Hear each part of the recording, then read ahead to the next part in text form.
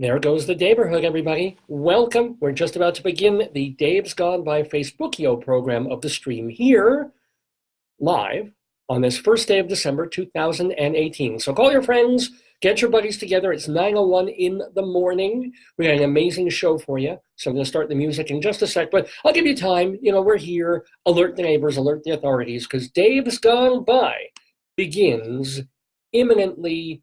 Not even imminently. I would say right this second.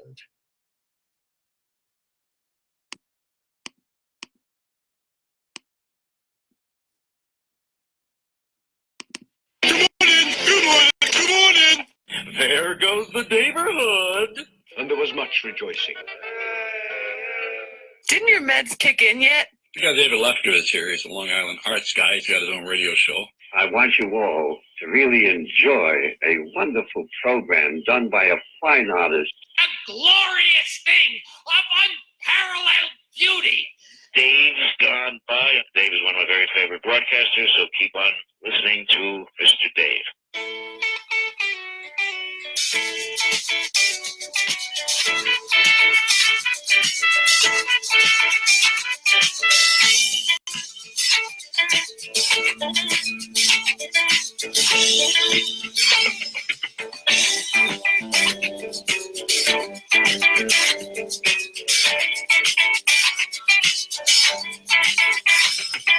Tropical hot dog night. Like two flamingos in a fruit fight. Well, there goes the Daverhood. Good morning, everybody, and welcome to the Daverhood, the Dave's Gone By Facebookio program of the stream with me, Dave Lefkowitz. Unfortunately, my darling and adorable wife, Joyce, couldn't be with us. Well, she's with us even in more than spirit. She'll be with us in voice a little later on in the show, but she can't be with us physically because she's helping a friend of ours take her cats to the vet. But we do have a replacement for Joyce. We have beautiful, famous Idaho-grown potato over there. And of course, as always, we have our friend, the Grand Knish, our favorite potato here, and Mrs. Bakbagak, who may or may not help us in Greeley Crimes Old Times. Plus, we got me, Dave Lefkowitz, who is the producer and host of this Dave's Gone By Facebook and podcast program, have been since October of 2002, when we started late night on Long Island Radio, then spent about 6 years there, and ever since, we've been here at the University of Northern Colorado in Greeley, Colorado. This is my office, such as it still is. The office is going to change now that we're heading towards the winter break and the next semester. So yeah, a lot of the potatoes are gone. It's kind of denuded and sort of deforested, alas. But I've kept a few here as reminded because, so somebody giving a thumbs up for the lack of potatoes or for the potatoes that we still have. Either way, welcome.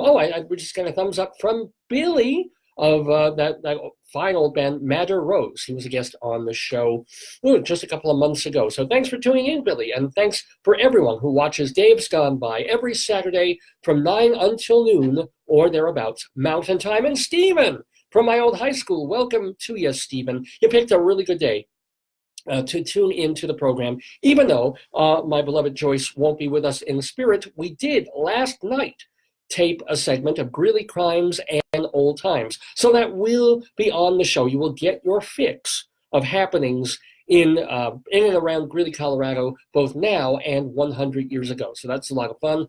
Also, we will have more story time. And if you've been following along, we've been having the joy of, because this is where you gather the kids around to the computer, you sit them down, you get up some hot cocoa and a crackling fire, and I read a story or part of a story. And our current story is The Color Atlas of Intestinal Parasites, which is one of the real classic books of my childhood.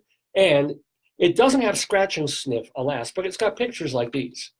So yeah, you really don't want to miss that. The Color Atlas of Intestinal Parasites, Part 3, here on Dave's Gone By. So we're doing that. We're going to go inside Broadway, a ton of Broadway news, even though we're now heading towards holiday season, which is usually a quiet time for theater and Broadway. We have a lot of Broadway stuff to talk about, shows that are going to be closing early in January, just tons of stuff. Stay here for that. And also a Colorado Limerick of the Damned. This is where every week I've written a horrible little limerick poem about some town or city in Colorado, and I share it with you. That's the time to take the kids away from the computer. And speaking of taking people away from the computer, yes, I wasn't sure I was going to do it, but I've got a couple of pieces that I just wrote before going on the air. So we will have the return of My Sick Mind later in the program, dedicated to a certain former president. Yes, all that will be happening on Dave's Gone By. We will also do, if there's time, maybe I will do Dave's Big Dictionary, which is a lot of fun as well, a Saturday segue of songs in the news. But most importantly of all, we have special guests, and I say that duplicately on the program, I guess, to try and make up for the lack of the beautiful person who's usually on my right here. But yeah, we've got major guests, one of whom is a songwriter for children. She has been for a few years now. She was also a folk singer back in the day, and in between, she did a lot of television writing. She wrote for Ellen, if you remember the Ellen DeGeneres sitcom before she got her talk show. There was a famous episode where Ellen comes out of the closet as a character, and it was a big deal for network TV. Well, guess who wrote that episode? Our guest in the Daverhood today. And she also wrote for Newhart, and she also created and wrote for the TV show The World According to Jim, or I think it's just According to Jim, the Jim Belushi television sitcom that ran for like 10 years. We're talking about Tracy Newman, who will be with us in the Daverhood. And she's not going to be alone, because Tracy, a nice Jewish girl, she's from a somewhat larger family. She's got a sister, and her sister knows a bit about television also, because back in 1976, I think it was, she had been appearing in The Groundlings in Los Angeles and was sort of discovered there by a fellow named Lorne Michaels, who put Laraine Newman in the very first cast of Saturday Night Live, alongside people like Garrett Morris and Chevy Chase, and no, Bill Murray was like the second or third season, wasn't it? Jane Curtin, of course, and folks like that. So yeah, and she worked with John Belushi. So it's 6 degrees or 2 degrees of Belushi here on Dave's Gone By. But Tracy and Laraine Newman, both going to be our guests, talking to the one, the only, and the Jewish, where's his yarmulke? Here it is. Rabbi Sol Solomon, also in the Daverhood. So much to do on the program today. And I just thank you for joining in. So welcome to Stephen, who said, hi, Dave. And Art Paul, got to let you know that Art Paul always comes in here to watch the show and also plug a new song that he's written, or some new, because he's always making new music out there in Madison, Wisconsin. So he says, get the new 7-inch record called Cartoons by Art Paul Schlosser, and it's a duet with Frankie Pobar Lay. So yeah, if you want to get a good lay, check out Art Paul Schlosser and all his music. Anyway, check us out here on Dave's Gone By. What I want to talk about before we get to some of the stuff that we want to do on this program today. Is there much I want to talk about? Well, the semester is almost over. I finished teaching my last class on Thursday, and now I have a pile of about 95 essays to grade. But no, I'm yes, kids, I'm looking forward to it. Really looking forward to grading some freshman composition papers. Yeah, but that's done. I've got a week ahead to do a bit, just more work, and then I walk away. So that's kind of neat. And what you see, this is usually where I banter with the missus, and Potato's all the way over there, so I can't really banter with him. I can sort of banter with the Grand Knish, but he doesn't have any good catch-up stories today. Maybe somebody can suss this out or figure out why this is true. But I don't go to movies very much. I watch movies. I love movies, and I see them when I can. But those of you who watch the program know that I generally watch films in bits and pieces. Basically, the only chance I get is I'll get a DVD out of our local library, or sometimes on Netflix, And during my lunch break, whether I'm working or whether I'm teaching, and I'll watch about a half an hour, and then another half hour, and either another half or two. It usually takes me almost a full week to watch a movie, because sometimes I'm only have like 20 minutes, and I'll get to the next chapter on the DVD or the Blu-ray, and I was like, okay, gotta stop now, I got work to do. So it will take me that long to get through a movie. And if I watch, because I've conditioned myself that much, because I watch TV, and we all watch stuff on YouTube and short bits and this little segment on the computer, to sit through more than like 25 minutes of a film now is kind of difficult. And I bitch about this, about the students that I have, and then the students that we all have all these years now, of not being able to sit through a 75-minute classroom, old-fashioned lecture and school sort of situation, because they're used to watching a show. They sit for 12 minutes, there's a commercial, 3 minutes of commercials, then there's 8 more minutes of show, 2 more minutes of commercial. Or they're watching things in dribs and drabs or on their little telephone, and to command someone's attention, even for some live activity going on, for more than half an hour at a time, is just demanding a lot. And I don't find it very hard in the theater at all, because I'm so conditioned, having seen thousands of Broadway and off-Broadway shows. I can plunk myself down in a seat and 70 minutes later be ready for an intermission, but if the show's good, absolutely not having a need to look at my watch and have no problem. But a movie is so immersive that I do find it tough. I'll be sitting on the couch, and I'll be watching, and I'll eat my lunch and finish my lunch and say, okay, I'm going to watch a little bit more of this before I get to the other stuff I have to do in my day. And then like 2 more minutes and 3 more minutes will go. I'm like, okay, when can I, I'll start pressing the button on the DVD to show the place where it is in the film out of 100 minutes. So am I at chapter 8? Am I, no, oh, this scene isn't chapter 9 yet, shit. Okay, one more scene, and then be able to step away. And what weirded me out about that this particular week was that my wife, and to an extent I, in the evening, will be watching TV. And she'll go onto Netflix, and she loves to watch the British mysteries, the murder mysteries, and watch and binge watch. And I get sucked up in it too. And it's so strange. And she can do this with Law and Order as well, old Law and Order episodes, whether it's SVU or the original. And sometimes she'll just binge watch ridiculousness.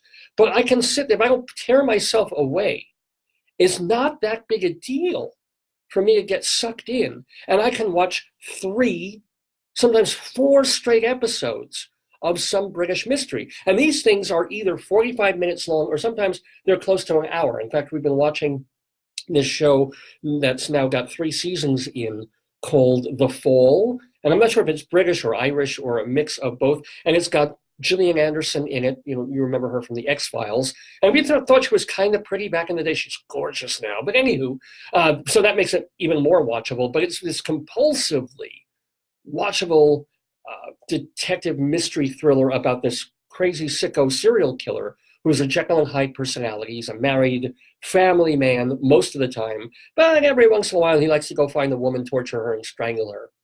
Who doesn't? So we're watching this, and instead of catching him in the first fucking episode, it takes these detectives like mistake after mistake and problem after difficulty to finally they get a hold of him. But now he's had a terrible, he's been shot, and I want to ruin it for you if you go see it.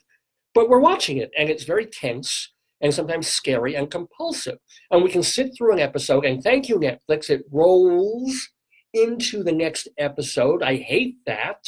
It'll start the credits of the show going, and then halfway through, not even halfway through the credits, it's like, oh, we know you want to watch more of this. Let's start the next episode. And of course, you don't want to turn it off then because, oh, they left you with a cliffhanger. Imagine if back in 1919, you went into the movie theater and you were watching The Perils of Pauline, which I guess were about 22 minutes long. And I don't know if it was Lillian Gish in there or whoever the hell the actress was. But all these things are happening to her. She's on the railroad tracks. The train is coming. And the whole point was you would have to come back to the movie theater a week later to see if the train would slice her head in half. But no, imagine if you just sat there and said, well, we're going to run all the Perils of Pauline, and we're not going to have, back then, I don't think they did many credits at the end of movies, really. They always front-loaded them. But D.W. Griffith or whoever was lensing that, it was like, we're going to keep you in the movie theater all day, which is what people did in the movie theater back then anyway. It's just they watched 15 different films. But, yeah, no, it's okay. Is it you want to know if she gets run over by the train? Let's go right to the next episode. This is what happens when we're watching these mysteries, like The Fall, or we used to be watching this thing called Doyle's, The Family Doyle, about this good-looking detective guy and his father, and just one after another. And it's weird how I can sit there, and these don't have commercials. They're on Netflix. So they just go, and they suck you in, and then 55 minutes later, instead of being like, okay, gosh, let me get away from the TV. I'm tired of watching this. It's like, next episode. What is it in us? What is it about television that is maybe even more gripping, or are movies still so, I don't know, maybe you're taking in more with a movie visually and graphically, and you're thinking about it more as you're watching it, as opposed to television where you're thinking, but more of the thinking is done for you, so it's grabbing you, whereas with movies you have to kind of push yourself in, and that's hard work. And so after working with a movie for 30 minutes, you sometimes need to pull yourself away. TV doesn't make you do that. It's a cooler medium, so there's nothing cool and distancing about some of the mysteries that we're watching, believe me. I don't know what, who the hell was it? It was Marshall McLuhan was talking about in that sense. But anyway, just wanted to throw that out at you as a thought point. I don't do talking points on Dave's Gone By, but a thought point. Why is TV able to binge us where movies, I'm not one of those people who could sit down and watch Godfather 1, 2, and 3 on a Sunday afternoon and not leave the couch. It's just not my style. I couldn't, it'd be very difficult for me even at this point, excuse me, at this point to even do a festival if I wanted to watch an afternoon of Christopher Guest films, which I love. By the third one, I'd be like, maybe tomorrow I'll watch Best in Show or my favorite, A Mighty Wind. Anywho, that's just me bantering by myself here on Dave's Gone By, where it's almost 20 after 9 Mountain Time here in Greeley, Colorado, at the University of Northern Colorado. Let's see, we've got so much, as I've said, to do on the program. And let's switch things around just a little bit, because we do have Greeley Crimes and Old Times with my darling and adorable wife, Joyce. We recorded it last night, so we'll get that in. We have Tracy and Laraine Newman, who will be on the show talking to Rabbi Sol Solomon not too long from now. Storytime with our color atlas of intestinal parasites, oh yeah, and our Colorado Limerick of the Damned about Craig, Colorado, and Saturday Segue of songs in the news. So much good fun stuff. But you know what? Let's get cultural, first of all, because I do love me some theater. Let's go inside Broadway for news of the Rialto.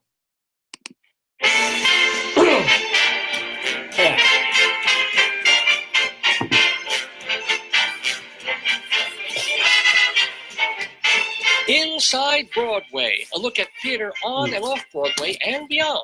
Brought to you by Total Theater and Performing Arts Insider. Curtain going up. So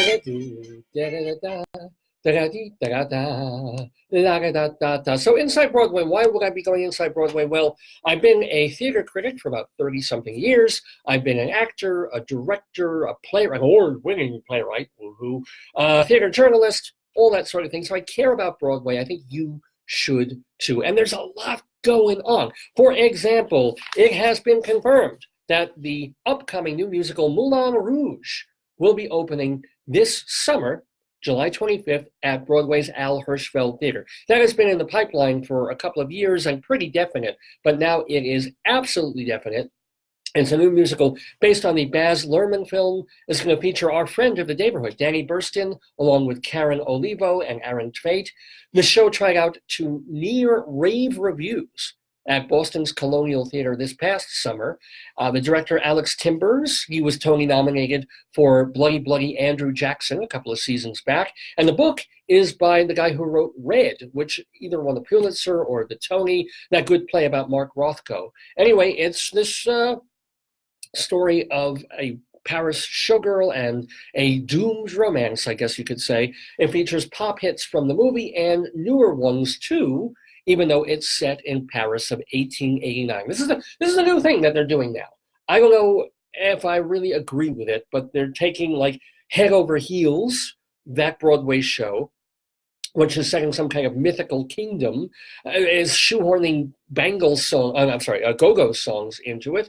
You've got off-Broadway at the Public Theater a show called the Bob Dylan show, Girl from the North Country, which is very effective in some spots, but it's rather strange that they're putting all these Bob Dylan songs into a Depression-era flophouse, boarding house kind of situation. And for a lot of people, it worked really well. For me, the piece stops working really in the second act, although they're really, really trying very hard to move it to Broadway. They were gonna move it to one theater, and then that theater apparently was pulled out from under them, and they're probably going to the Lunt-Fontanne in the weeks ahead. But anyway, it's just this thing of, hey, it doesn't matter where or when a show is set, we can grab songs from any old period and use them. You know, I guess like anything else, if it's done right, sometimes it'll work like gangbusters, and if something's just a little off, it won't work at all. But anyway, Moulin Rouge coming this summer to Broadway's Hirschfeld Theater. And speaking of another show, Broadway's going to hell, quite literally. There's a show called Hadestown. It's opening April 17th at the Walter Kerr Theater, and that features our friend of the Daverhood, Andre DeShields.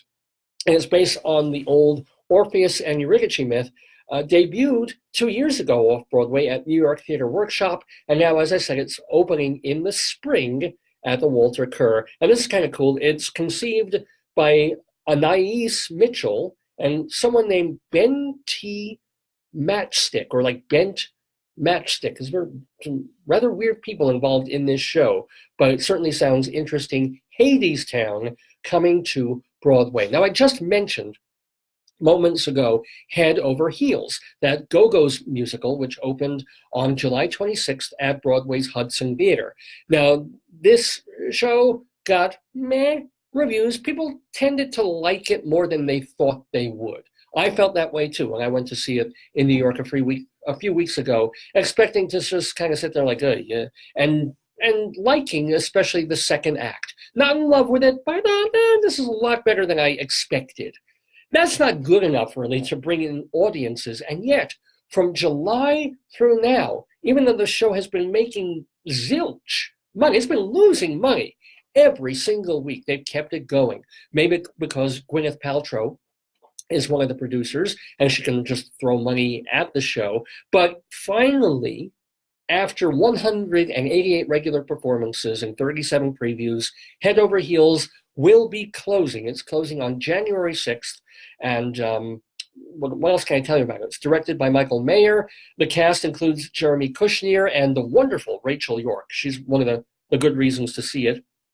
It also has a transgender or transsexual actor who was not in it in the matinee that I saw, but his or her name is Peppermint, and that person got some pretty good reviews. It's all about an egotistical king who tries to stop his kingdom from changing, but even though in some ways it really should change, and he learns his lesson amidst a whole bunch of famous classic hit go-go songs.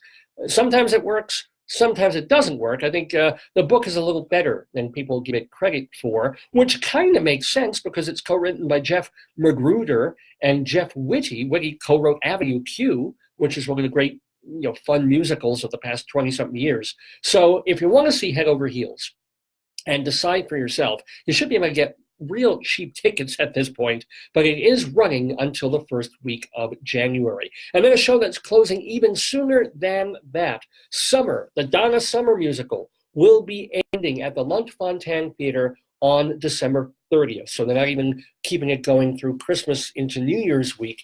It will have played 27 previews and 289 regular performances. Our friend LaShans, I think I said, is in the show playing Diva Donna, because 3 different actresses play various iterations of Donna Summer. The show was doing all right. It did not get great reviews, but it was grossing about $500,000 for a while per week, which kept it going. But then it's gone down to about the 400s, just 32% of its box office potential if it were selling out at full price. But a tour is in the works. I have a feeling that you will not have heard the last of Summer, the Donna Summer musical. And then a show that got terrific reviews, a show that won the Tony Award for Best Revival last year. I did not see this revival, but it's a lovely show. It's Once on This Island. It's been playing at Circle in the Square. And as a matter of fact, I was going to mention this show today anyway, because it celebrates its first year anniversary on December 3rd. It opened a year ago. But they also announced that this show is going to be closing. It's going to make it to January 6th after 29 previews and 458 regular performances. This is an Aaron's and Flaherty show. You might know them from Ragtime, and I think they wrote Rocky and several other shows as well. And this is one of their best beloved shows. It's supposed to be a terrific revival. A simple story. It's a fable about a tropical island girl who falls for a wealthy boy. So yeah, if you haven't seen it now, I would say, yeah, go see Once on This Island. I don't know if I'll be in New York soon enough again to go see it, but I kind of wish I could, because I remember seeing it twice years ago when the first Once on This Island was running, and I liked it the first time, and I really liked it the second time. And there's some lovely, lovely music in it. Once on This Island at Circle in the Square Theater.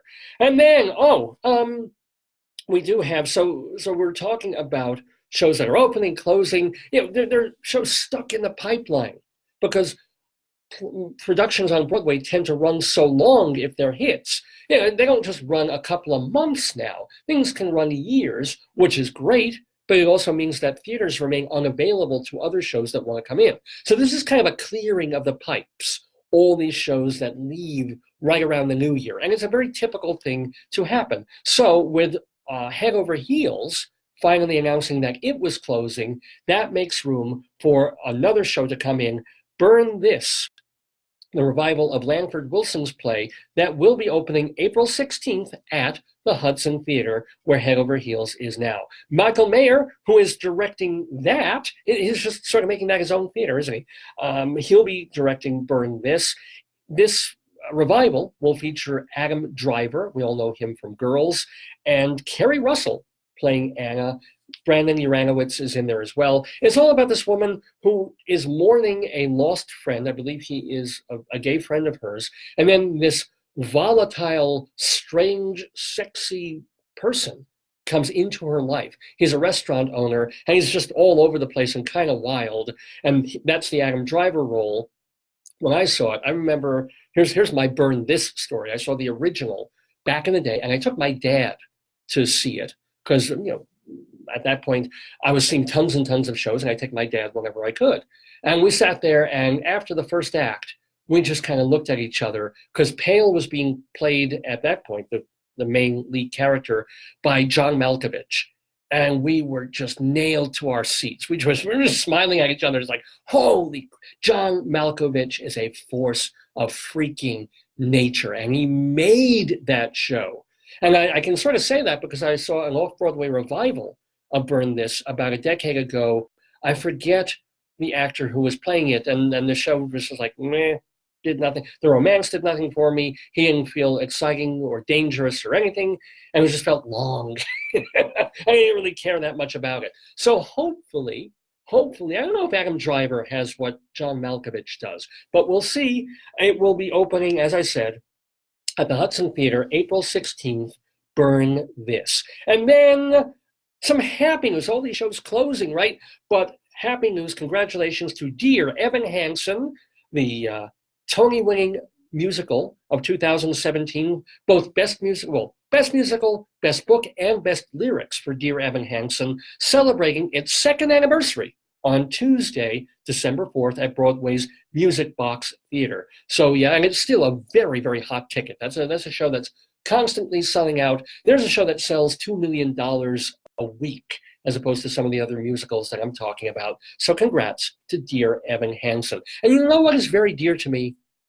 Theater news, reviews, and information. Well, if I want theater reviews, I can go to TotalTheater.com. It's a wonderful free website of theater critiques from all over the country, including Broadway, off and off-Broadway regional theaters, festivals, and just go to it, TotalTheater.com. Click on Criticopia for thousands of reviews that are archived there. Click on What's New for new reviews that are playing, of shows that are running right now on and off Broadway and nationally and internationally. Or you can also click on Periodica, which has stories and articles and interviews about people or of people making theater everywhere. So it's TotalTheater.com. Now, Total Theater also puts out a marvelous magazine called Performing Arts Insider. It's actually a journal, really, although not a peer-reviewed journal. And check out every single page of this journal. It's page 2, not just table of contents, but look, a whole guide to the Broadway season on one page. All the shows that are still running from seasons past, all the shows that are about to open in the season ahead, a little map of the Broadway district. That's one page. Next page. Broadway theaters and their tenants, every single theater. What location? Who owns it? Is it Drew Jamson, Niederlander, Schubert? How many seats does it have? What shows are running in it and for how long? You want more? Of course I can give you more. Who represents the shows? The press agents do. These are the people you call when you have questions about a show, when you want house seats, when you're trying to contact an actor or director or playwright or designer. This is a guide to the press agents. And now we get to the meat of the book, day by day. Every show, when does it start previews, open or close? On Broadway, these are shows already running. These are shows that are starting in 2019, coming up in a couple of weeks. We do that for Broadway. We do that for off and off Broadway. And of course, look, and we even have listings for awards and special events in New York that are related to theater. And finally, but certainly not least, a comprehensive guide to every single show currently on Broadway, going to come to Broadway in the months and years ahead, and also for off-Broadway too. That is why Performing Arts Insider has been the Bible of Broadway since 1944. Now, it's an expensive journal, but the people who subscribe renew year after year because it's the only place they can get all this information in one place. And people gave hearts for Performing Arts Insider. That's wonderful, and I thank you for that. And if you want to check out a single issue, remember you can go to the Drama Bookshop in Midtown Manhattan, or it will be in Midtown Manhattan until they lose their lease in a couple of weeks, and also Theater Circle in Midtown over in the West 40s. But you can also go online at performingartsinsider.com. It will give you info on how to send away for a single issue, to subscribe to either the once a month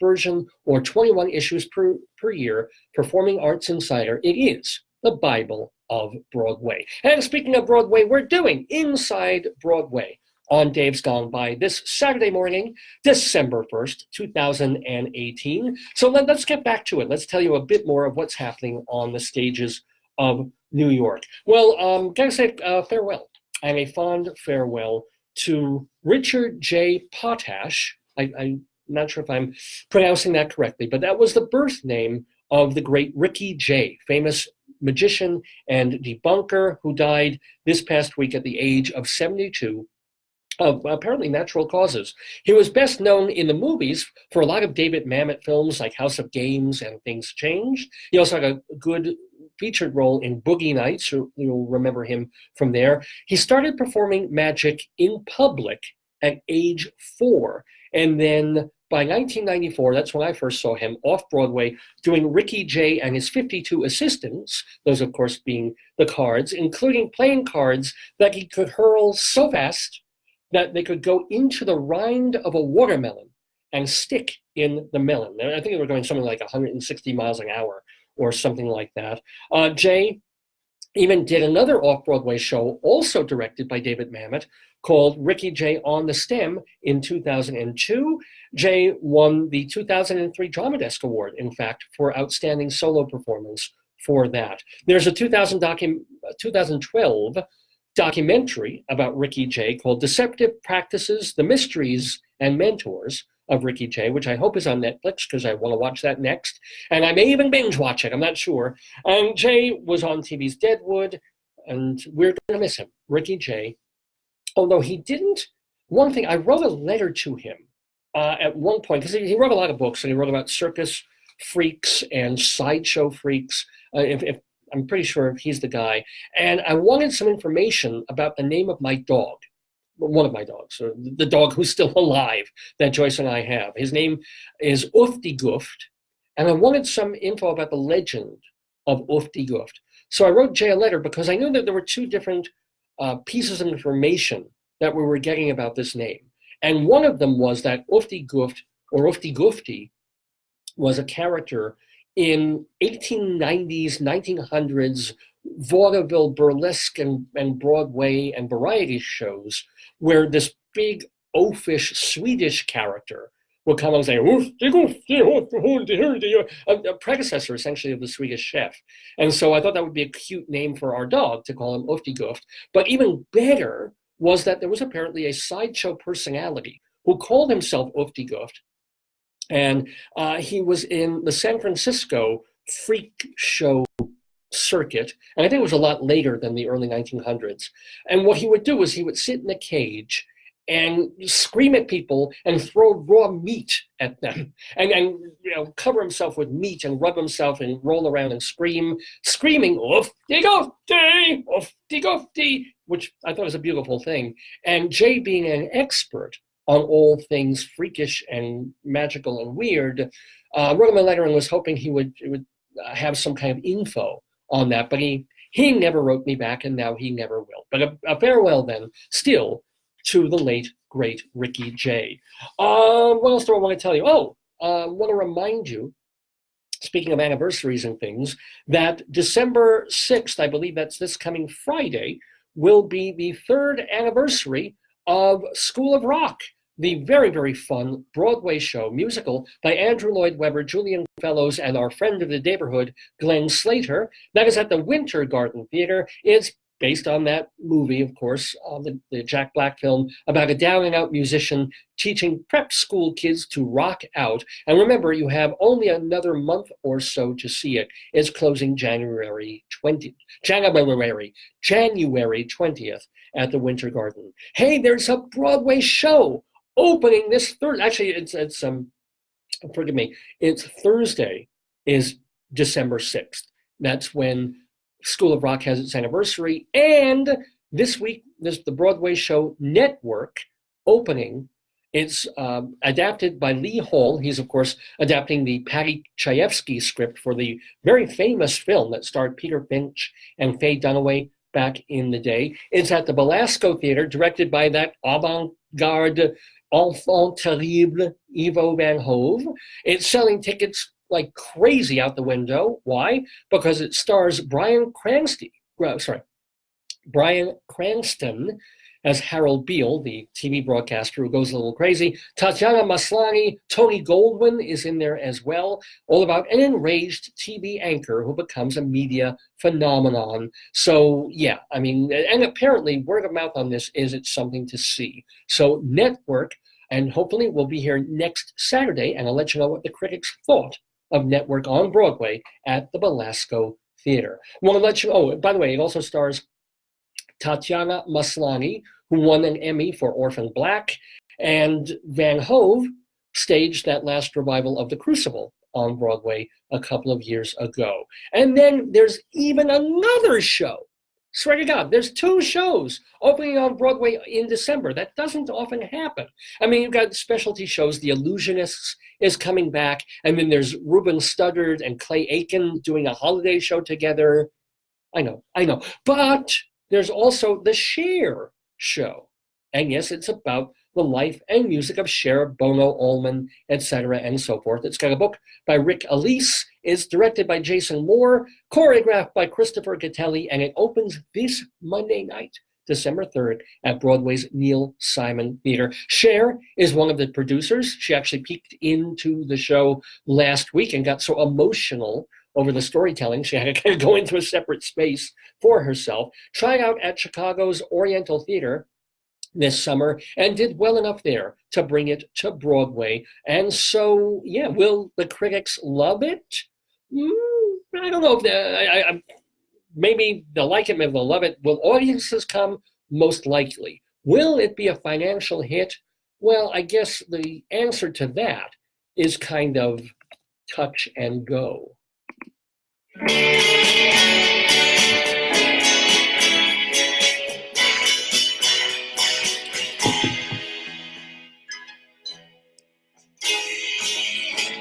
I know we can make it, baby, if only we try.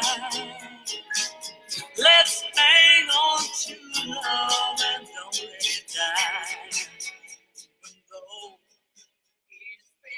A little bit of the real thing there. Cher, or Sherilyn Tarkinian, something or other, Bono Allman. So you got Cher and Network opening the same week on Broadway. Not too shabby. And we're not too shabby here on Dave's Gone By. I've got the Grand Knish with me. I've got Mrs. Baklagok. She's over in the other room. I've got a spare potato in case we need one. And of course, I've got you, my wonderful and devoted listeners and watchers and followers. Welcome to Billy. Welcome to Stan. Hey, Stan and Jeff and Art Paul, as I said before, and a bunch of other people that I cannot go back and see, but I know you're watching, and I hope you are, and Stephen and Billy and so many cool folks. And Stan. Stan just wrote in to say that he loves eating knish. Can you look at this face, Stan, and say that you like eating knish? I mean, I just burped in my throat. Can you believe that? Can you look at these eyes? Look at these eyes, Stan. And now Stan says, stop. Okay, I will stop because we got so much more of the show to do. Holy cow. We've got Tracy and Laraine Newman coming on the show in a little bit to talk to the great Rabbi Sol Solomon. We've also got, what else do we have here? We're going to go back to StoryTime with more of the color atlas of intestinal parasites. We'll have, what else do we have? We have a Saturday segue of songs in the news. I'm working on a segment of My Sick Mind, of jokes that are really sick and terrible and tasteless, and that's why I love them. And a Colorado Limerick of the Damned for Craig, Colorado. All of that to come on this episode of Dave's Gone. Oh, say it, Stan. Just say it. He's saying, I don't want to say what my mom called a knish. Well, it's going to be the P word, and we try not to use the P word. It's a trigger word for all the beautiful potatoes that we have here. Anyway, enough of that. It's time now for one of the segments that we really love to do in the Daverhood, and it's local, as local as we can possibly get here, because there's so much now is syndicated. You put on the radio, it's not even coming from your city or town or even state anymore. But yeah, here on Dave's Gone By, we try to remind people we're here every week. We're in northern Colorado. We're in Greeley, Colorado, which has this newspaper, the Greeley Tribune. And a cool thing that they do is 2 different columns every week about life in Greeley, both today and 100 years ago. Now, normally, my darling and wow, you just stopped me in my tracks, Stan. You just, Stan, for those of you who can't see the messages here, Stan wrote in to say that his mother's word for a woman's vagina is knish. Was. That's what she would call that thing down there. It's a cute name. I get it. It certainly wouldn't be the square knish, though. It'd be more the triangular one, wouldn't it? Yeah. I'm trying to, are there any jokes that I can make at all about that without getting thrown off the air? I don't even, yeah, I can't. Yeah. If I think of some, I'll tell them later. But anyway,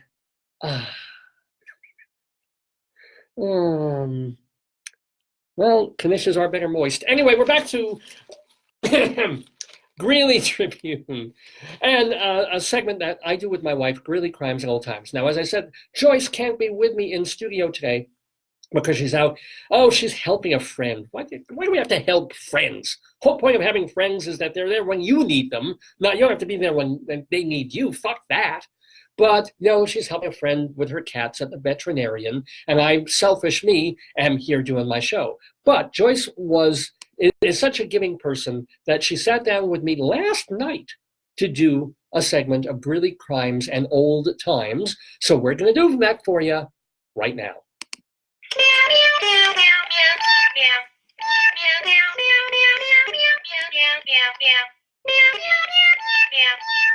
Is that our new theme song there? Yes, I worked. That's now our music department. Oh, yeah. I know. I've heard about that department. They're all a bunch of pussies, essentially. Get it? Little cat joke there. I don't get it. Okay. Ian McKellen, say his name. He's doing Cats on Broadway, or Cats with Judi Dench. The movie, they're doing Cats. Oh, of all things Yes. for Ian McKellen and Judi Dench. He plays Gus, who's short for asparagus. Good. What can I tell you? I'll tell you something. I'm not feline like seeing that. Get it? Feline? Because it's sort of a cat joke. You have hair bowl simplex too. There you go. Thank you very Even much. off the air, you spit on me. Come here, Talk Months. Pre-recording this so I that need we my- can do Greeley Crimes and Old Times. I need my talk, baby. Now, don't rub your head. She's talking about our dog here who's running around a bit. Oh, so we got some musical accompaniment going for Greeley Crimes and Old Times. Now, we do this every week based on stories in our local newspaper, the Greeley Tribune. So every week Can you say it a little bit more funky? They have calls that come in to the police department. I'm getting dizzy. Yeah, I don't know if that's the funkiest beat there. Oh, wait, let's try this one. Okay. So, The voice is in your head, Papa. Greeley dispatchers, I hear the music. they have to field these calls that come into the police department from a lot of crazy people with crazy things that are happening to them. Also, let's try that. Yeah.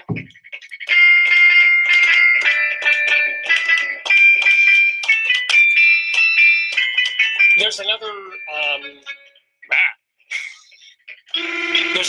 my God.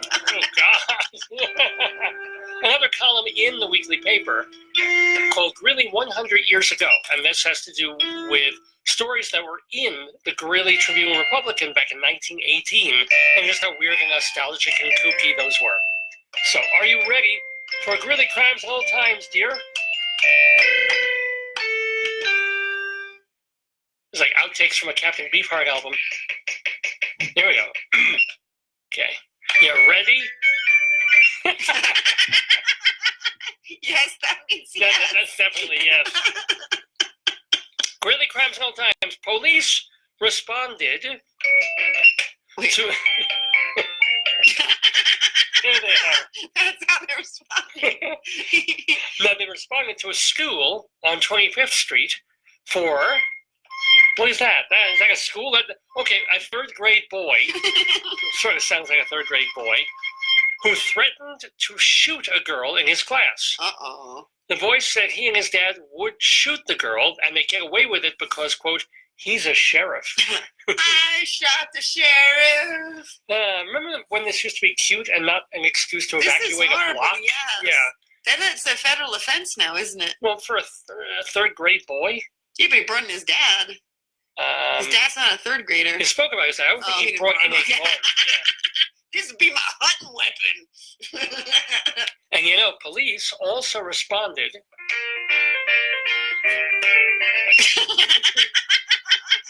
I have to improvise. I know, that's good. Now, they responded to 11th Avenue and 20th Street for a report of a man only wearing shorts selling cologne on the street.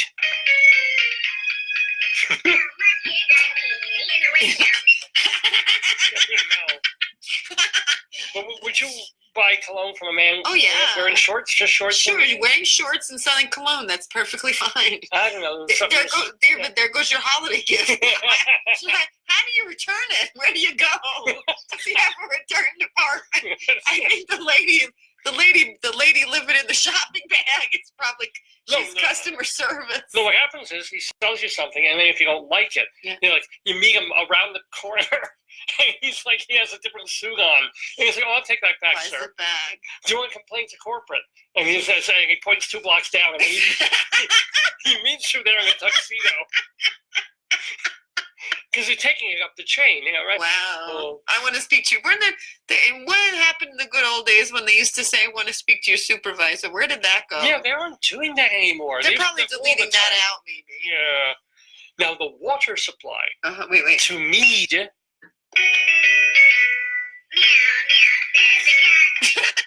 Nothing to do with it. I only have a few sounds to play. Play Hondel's water music or something like that. I don't know anything that's water. Aquaman. That's kind of liquidy. Okay. What's that? It's a drip. Oh. Sound like some man beating himself to death with a marimba. Oh, that's not good.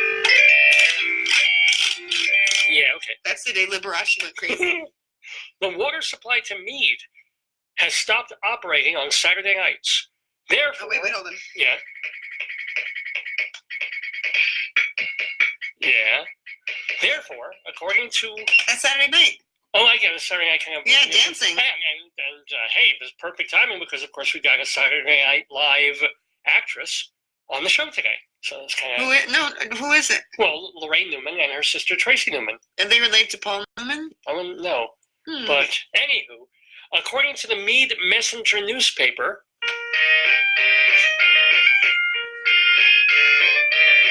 some prominent Mead citizens have not bathed for weeks. Oh, God, medians. No one's sure if that's an actual reason, though. God. Why weeks? Why weeks? You ain't got no water. I guess. You gotta get some dry shampoo. Maybe I should run into the guy selling cologne on the street. Just go in the trough. Now, police also responded to 12th Street.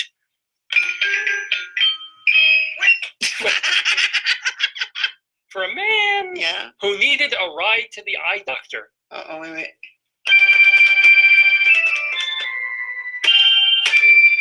Maybe he thought the shield was an Uber logo or something like that. Is that my Uber? Are you my Lyft? It's only $5 to get the Fox Run. I need my eye cream. That's right, my OptiCleanse. I need my eye cleanser. Oh, here we go. A cat. Getting back to cats again. Wait. There you go.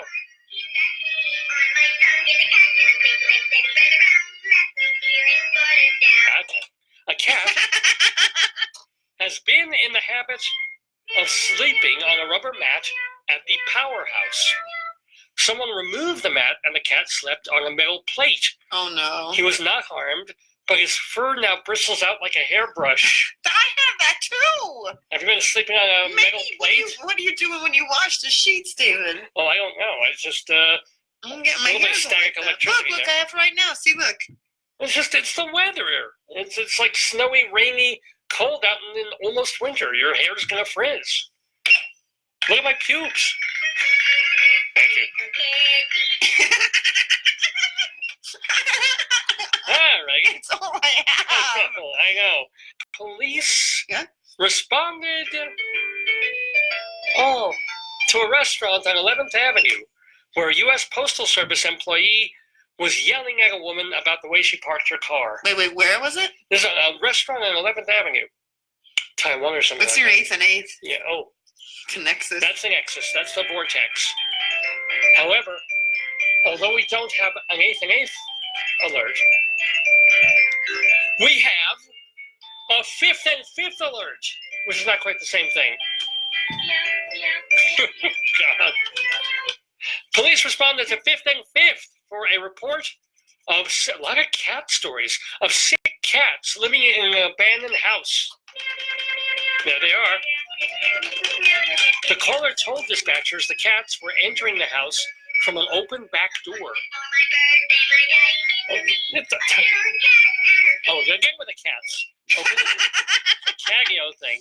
The cats were entering the house from an open back door. Yeah. When police arrived, they found no cats. Where were they? The house didn't even have a back door.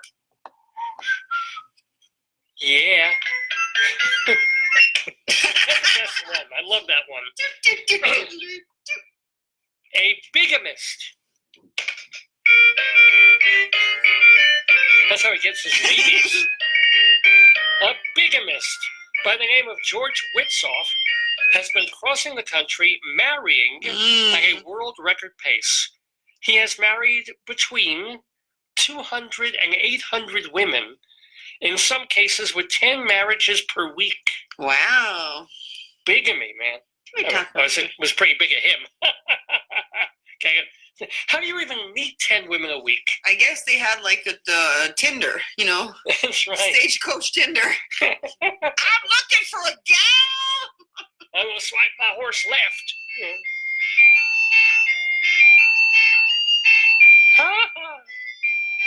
That was his pickup line. At the sugar factory, Mm-hmm. 3 Germans who were still angry about losing the war. Listen, I'm German and we did my DNA. All right, I'm just, this is the First World War. This is a war when that shouldn't have really been fought, when the Germans were the bad guys, but they weren't that bad. You know what the Catio says? What?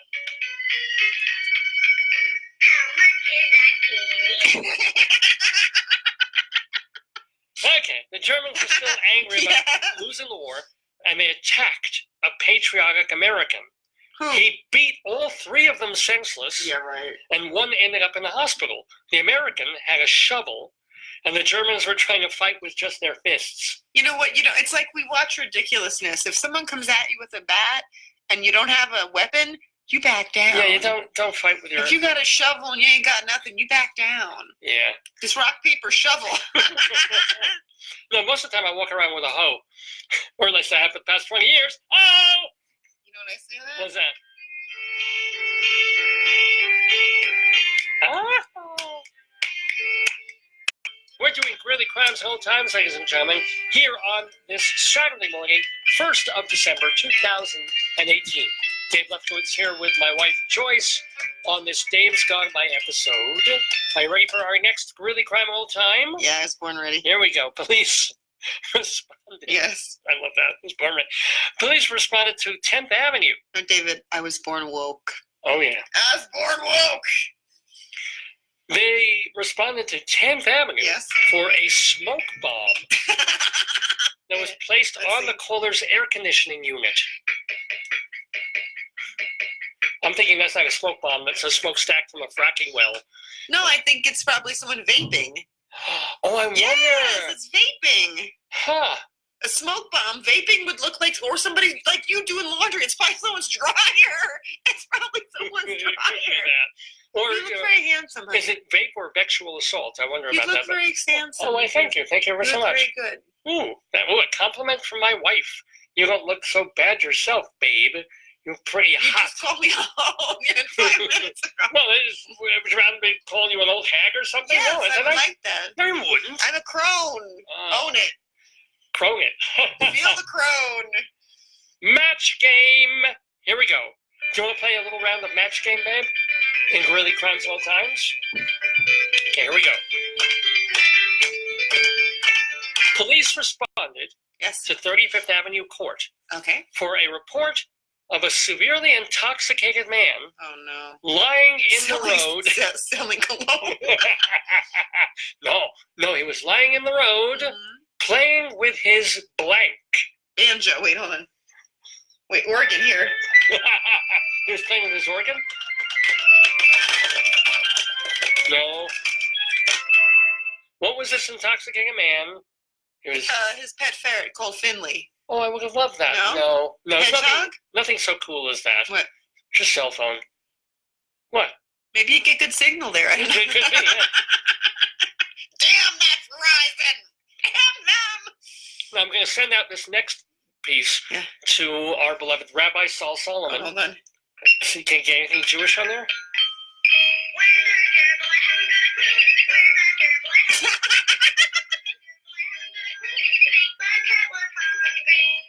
Oh man, no, that's She's more saying, like, "Where's my like gerbil? Where's my fish from the fish tank?" And she goes, "Boy, the cat looks hungry." Yeah, actually, that's more of a thing for Peter Fitzgerald than really? for Rabbi Sol Solomon. Yeah, actually, if you're gonna play something on Arcadio, it should be more like Cats. Okay, a Jewish name, Cats. Anywho, because this item is not from Greeley. This is where we go elsewhere once in a while in this segment, and we're going all the way to Israel. Whoa. Ben Gurion Wait, University. We need to get some kind of... Yeah. Is that... do you have a Haba Nagila on that thing? Here we go. Wait. It needs to be in a minor key. Play it. You play it. Okay, well, let's see. Hold on. Let's turn off the... Duh.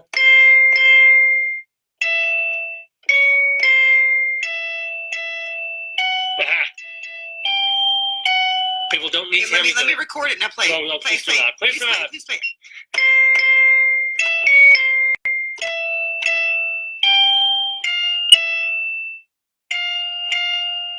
Ah. Okay, now watch. We're going to play it.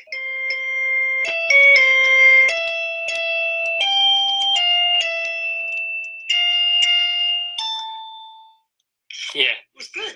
Anywho, we are going to Ben Gurion University I've been there. in Israel. No, you haven't. Yes, I have. NPR reports that while Americans were busy cooking their favorite bird for Thanksgiving a week ago, Turducken? that would be, or a kosher, what would kosher turducken be?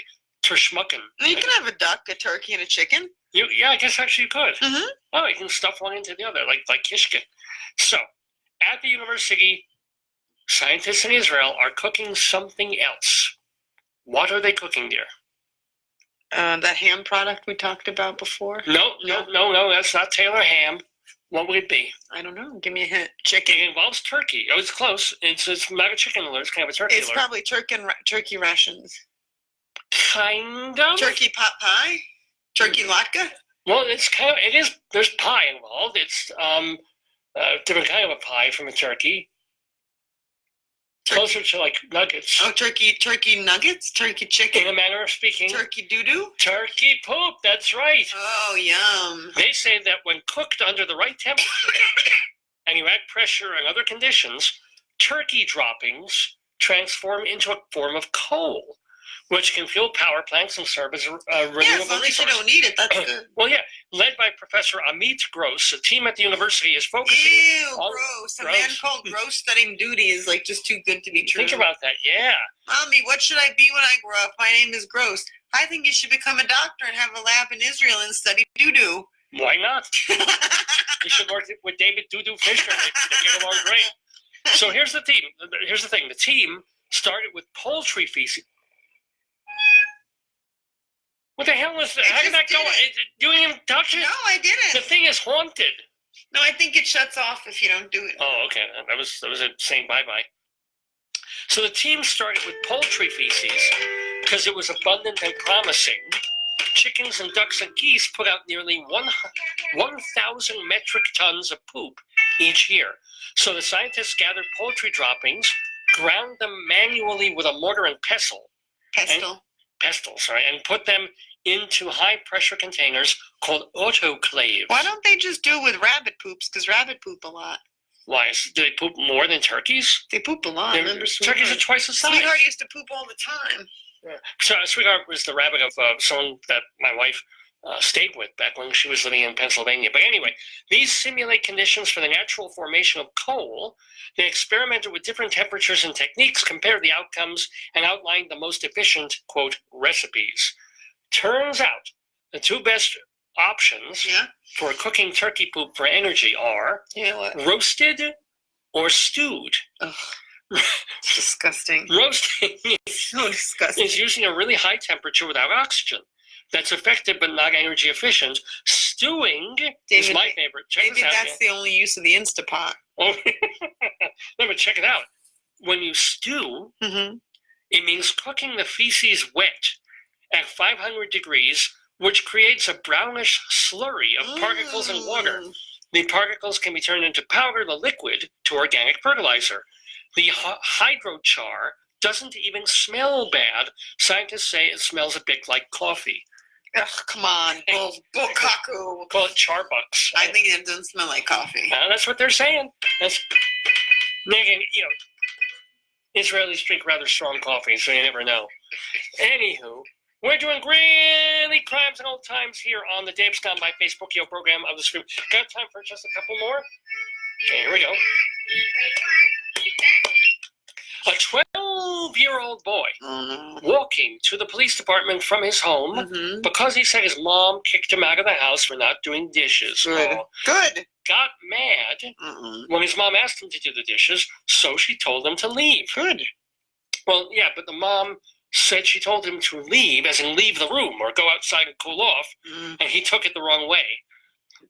Then the boy told police, hey, I made a mistake in my language, so shoot me. So they did. No, just no. Wait, hold on. No. That's more like for the turkey thing. Actually, we should play turkey in the straw for the turkey thing. Let's see, let's do another old-time piece. With the war over, although the government no longer needs peach pits and nutshells to make gas masks. Oh, someone's going to make you another bib. Oh, okay, yay. I'm going to a big sale of all those kind of things, and I like that, yeah. asked if they could sew you a bib. Oh, I would love to have a bib. You have one, but I should have got you this there. Can they make a bib that's like a quilt? I would love a quilt. No, because it would be too messy. You're messy with the bib. The whole point of a bib is it's going to be messy. But you don't want to make it too messy. Oh, okay. Okay, I'm sorry. Go ahead. I'm sorry. So anyway, the peach pits are no longer needed to make your juice gas masks for the war. You need suction. Yes, I do. Ow!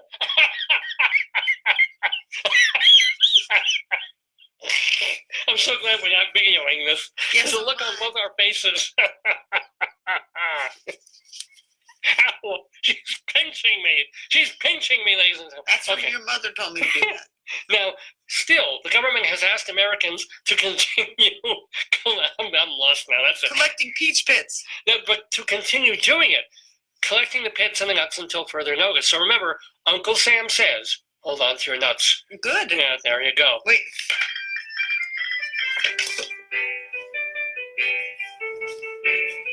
Oh, this is good music for the commercial here. We have an advertisement from 100 years ago.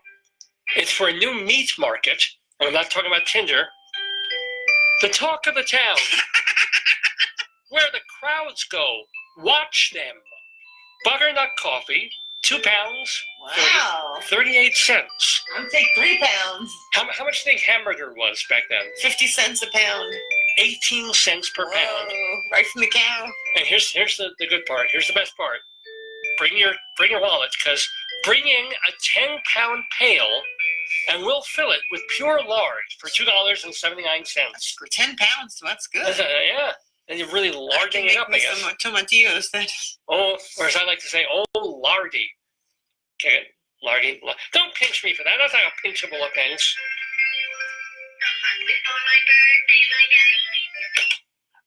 Okay, let's do one more. In today's Greeley Crimes Old Times, a mom requesting a welfare check on her 3- and 4-year-old children who live with their father's parents. There we are. Okay, so the mother is requesting a welfare check on her children who are living with their father's parents. The mom said she hadn't seen the parents in a week, and she called them, quote, shady people and, quote, sons of anarchy wannabes.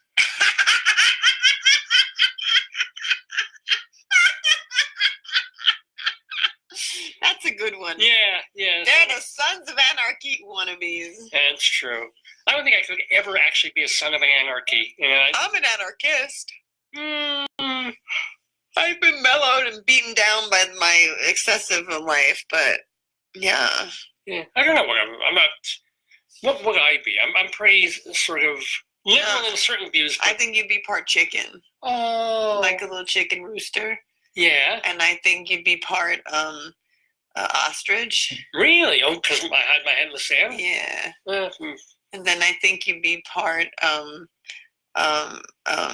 Prophets of Rage. Oh, Because you have anger. You have free floating. You I have anger? Unmitigated anger. I have rage issues? No, never. Yeah. Really? Here, let's sing to them. No, we need outro music now. We gotta take us out of this segment and into our next one. So, ladies and gentlemen, this was Greeley Crimes and Old Times for Saturday, December 1st, 2018, with me, Dave, my darling and adorable wife, Joyce.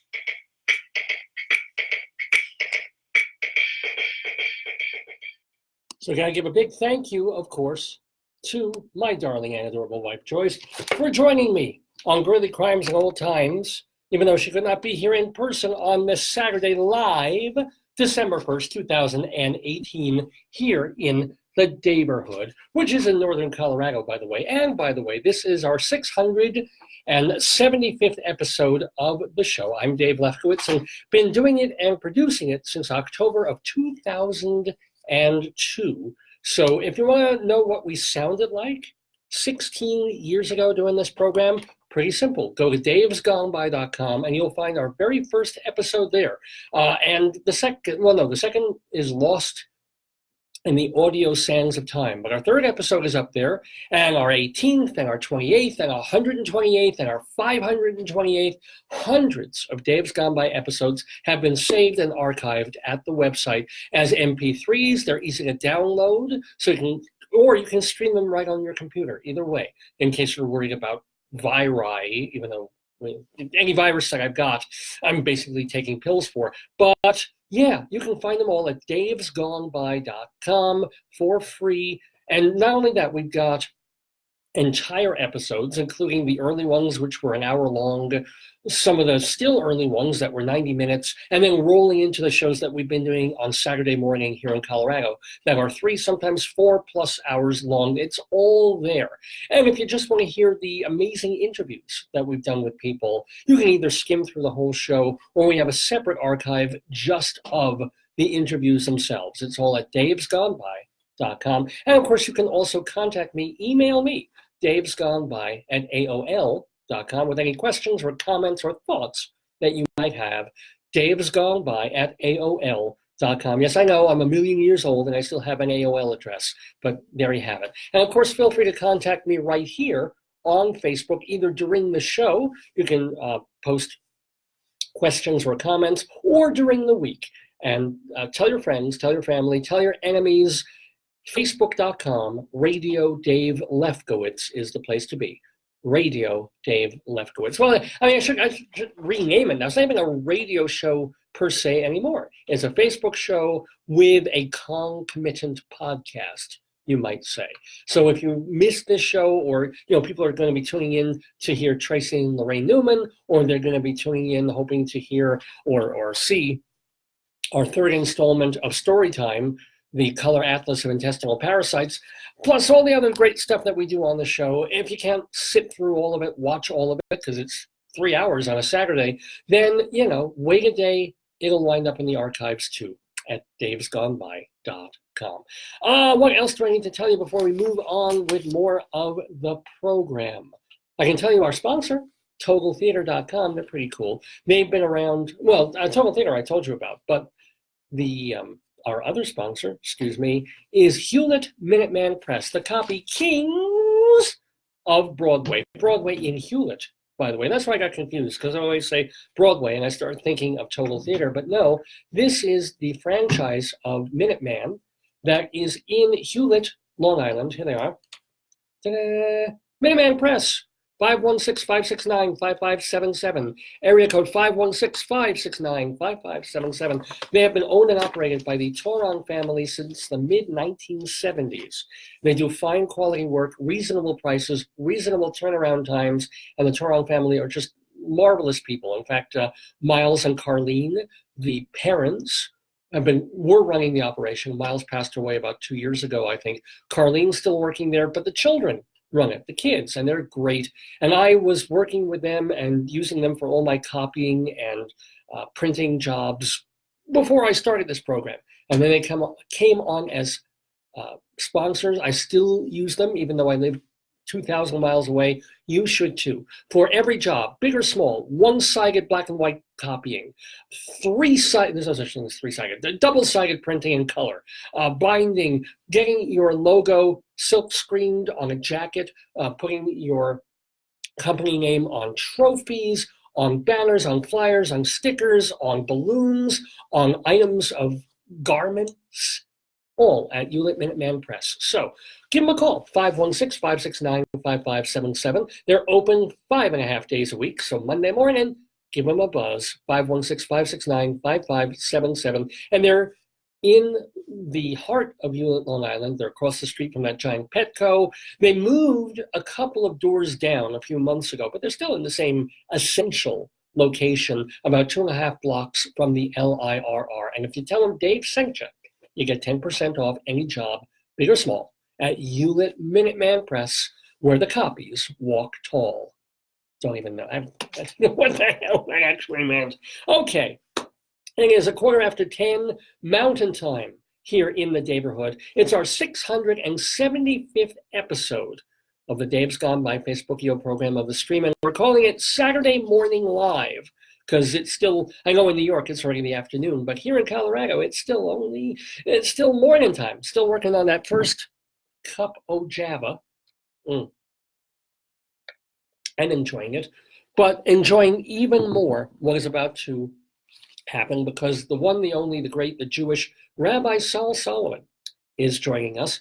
He's the founder and spiritual leader of Temple Sons of Bitches in Great Neck, New York. He's been with us since our very first episode, and sometimes he'll do mini sermons and religious-y kind of things, but he also does a bunch of our interviews now, because he tends to be more interesting and lively and playful than I can ever be. So I think it's more fun to hear him conduct an interview, which he's doing. And he's in absolute, I was going to say hog heaven, but that wouldn't be kosher. He's in brisket heaven as we speak, because he gets to talk to not one, but two Jewish women.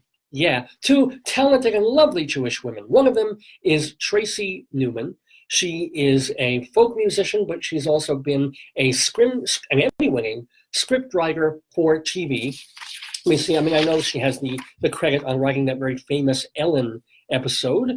She also, she wrote for Cheers and Bob Newhart and The Nanny, and she created and wrote for According to Jim, the Jim Belushi TV series. So yeah, Tracy Newman going to be talking to Rabbi Sol Solomon, but she's not alone. She is joining her sibling, her sister. Now you've heard her sister's voice on basically every animated TV show and half the animated films that are out there these days. But if you wanted to know what she looked like, well, yeah, she was on a very well-known episode of Curb Your Enthusiasm, but most of all, back in the 1970s, she was in the original cast of Saturday Night Live. We're talking about Laraine Newman, too. So without further ado or a don't, let's bring Rabbi Sol Solomon into the Daverhood to talk to the ladies, the Newman sisters. I can swing forever if I want to, back and forth without a care. Anytime, lots of fluffy clouds for me to fly through, swinging way up in the air. My dad hung a swing from a limb. I'm glad I got a daddy like him. Sometimes when he sees that I'm through, my dad likes to swing on it too. I can swing forever if I want to, back and forth without a care. Anytime, lots of fluffy clouds for me to fly through, swinging way up in the air. Hi, this is Tracy Newman, and this is her sister Laraine Newman, and we're talking with Rabbi Sol Solomon on Dave's Gone By. Oh, schmeckle. Shabbat shabbat. Hi, this is Tracy Newman, and this is her sister Laraine Newman, and we're talking with Rabbi Sol Solomon on Dave's Gone By. Hi, this is Tracy Newman, and this is her sister Laraine Newman, and we're talking with Rabbi Sol Solomon on Dave's Dave's Gone By. Oh, Schmeckle. Shabbat Shabbat. Oh, shalom, my friends, shalom, my enemies. This is your old pal, Rabbi Sol Solomon, founder and spiritual leader of Temple Sons of Bitches in Great Neck, New York. And I am so delighted. I am going to be talking to two family members, sisters, schwesters, as we would say in Yiddish, and they're both very funny and talented and musical, and they are Jewesses, which is the most important thing. First of all, we'll be talking with Tracy Newman. She was a member of the Groundlings, and then she wrote for a bunch of TV shows like Bob Newhart and Cheers, and a very famous episode of the Ellen sitcom. And according to Jim, she founded that show. Plus, she's now gotten into writing children's songs and children's music. Her name is Tracy Newman, and that would be more than enough for an interview.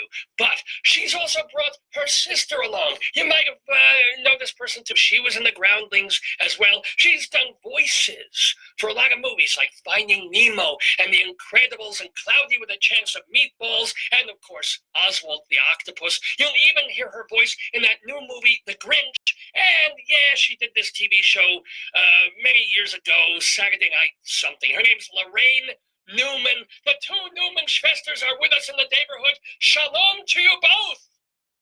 Hello, Rabbi Sol. Shalom. Shalom. Shalom to you. So it's so great. A nice introduction. Yes. Well, didn't know we did all that stuff. Right, I'd like to meet these two ladies. Well, we're thrilled to meet both these ladies. And of course, the most important question, and I know the question that is on the mind of everyone in our audience is, Tracy, what was it like being in the New Christie Minstrels? Oh my God. Oh my God. Oh my God. Let me just, fess up right away. I was in there for 1 month. At the most. I did the Victimone. Nobody knows who that is. Victimone used to have a television show. I did a couple of those shows, and then I was out on my ass on my keister. Oh, my God. Well, did you feel weird about being in a band that had Christ in its name? That would bother me. Did you even consider that? No, it didn't even occur to me. I was so excited to be with, one of two women with 8 men. I loved it. Oh, also, she didn't leave because she didn't have the goods. It was because she couldn't read music, right? Yeah, I couldn't read music, and I wasn't a soprano. They needed a soprano. It was a lot of reasons, and I was heartbroken for about a minute, and then I went to Europe. Oh, wow, okay. Where lots of Jewesses go to get over heartbreak. And did you bring your guitar, and did you do any busking when you were around Europe, or you just? I did. I actually did, and there was a magazine called we were in Perugia in Italy, Perugina or something like that. It was like the Time magazine of Italy, and they did a whole article on 3 foreign, American girls at the University of in Perugia, and so it was very cool. And I played guitar on it, and I can actually send you pictures, so you could probably look it up somewhere. Oh, that'd be nice, because there's a wonderful video of you going back to some 1960 something in black and white, when you were already doing children's folk music. I know. That's so sweet of you to find that. It was a PBS series called What's New out of New York, and I did 6 one-half-hour episodes, which I wrote and starred in, and I did about 60 songs, and you can find those tapes. You see, Rabbi, this family has had our whole lives recorded on the world stage. Now, were you both in the Groundlings around the same time? Oh, yeah. Yes, Tracy got me into the Groundlings, and we're actually founding members. It was originally just an improv workshop, and then we formed the Groundlings. Mm-hmm. I dragged her kicking and screaming. Oh, I'm sure. So, do you remember, was there an audition process for either of you, or you just kind of... Oh, not back then. No, it was like just joining the class. You paid your $40 or whatever it was, and you got to go on stage in the class. Gary Austin was the teacher. Right. And oh my God, Laraine, it was, you did sort of audition though, didn't you? When I brought you? I don't. Well, all I know is that it was a funny funniest thing I have ever, I mean, I knew Laraine was funny because she grew up with me. I'm older than her, so I was like a little second mommy. Indeed you were. And I knew she was funny, but I mean, to see her, the director of the class give a direction to her and have her follow it was staggering to me. She was so funny. And I didn't really know. I didn't know all the characters were there in her. Little voices now and then as a child she did, but I mean, really, it was a revelation to me. She was so brilliant. And actually, the class brought that out in me, and it brought it out in all of us. Yeah, and it did. My God, I could just say this, that if I tried to get into the Groundlings now, Right. I probably would not I have. think you still made would, though, because you do characters. I certainly would not, though. I don't do any characters, so. So you were more about, well, it wasn't written down, but you were more about coming up with situations or punchlines or... I just was more about responding and also being myself. That was the only thing I was comfortable doing. Which was very charming. Which was very charming. But really what happens in there is the people who do characters, they just have so many other opportunities in Groundlings. And so that's what I'm saying. I don't think I'd get in now.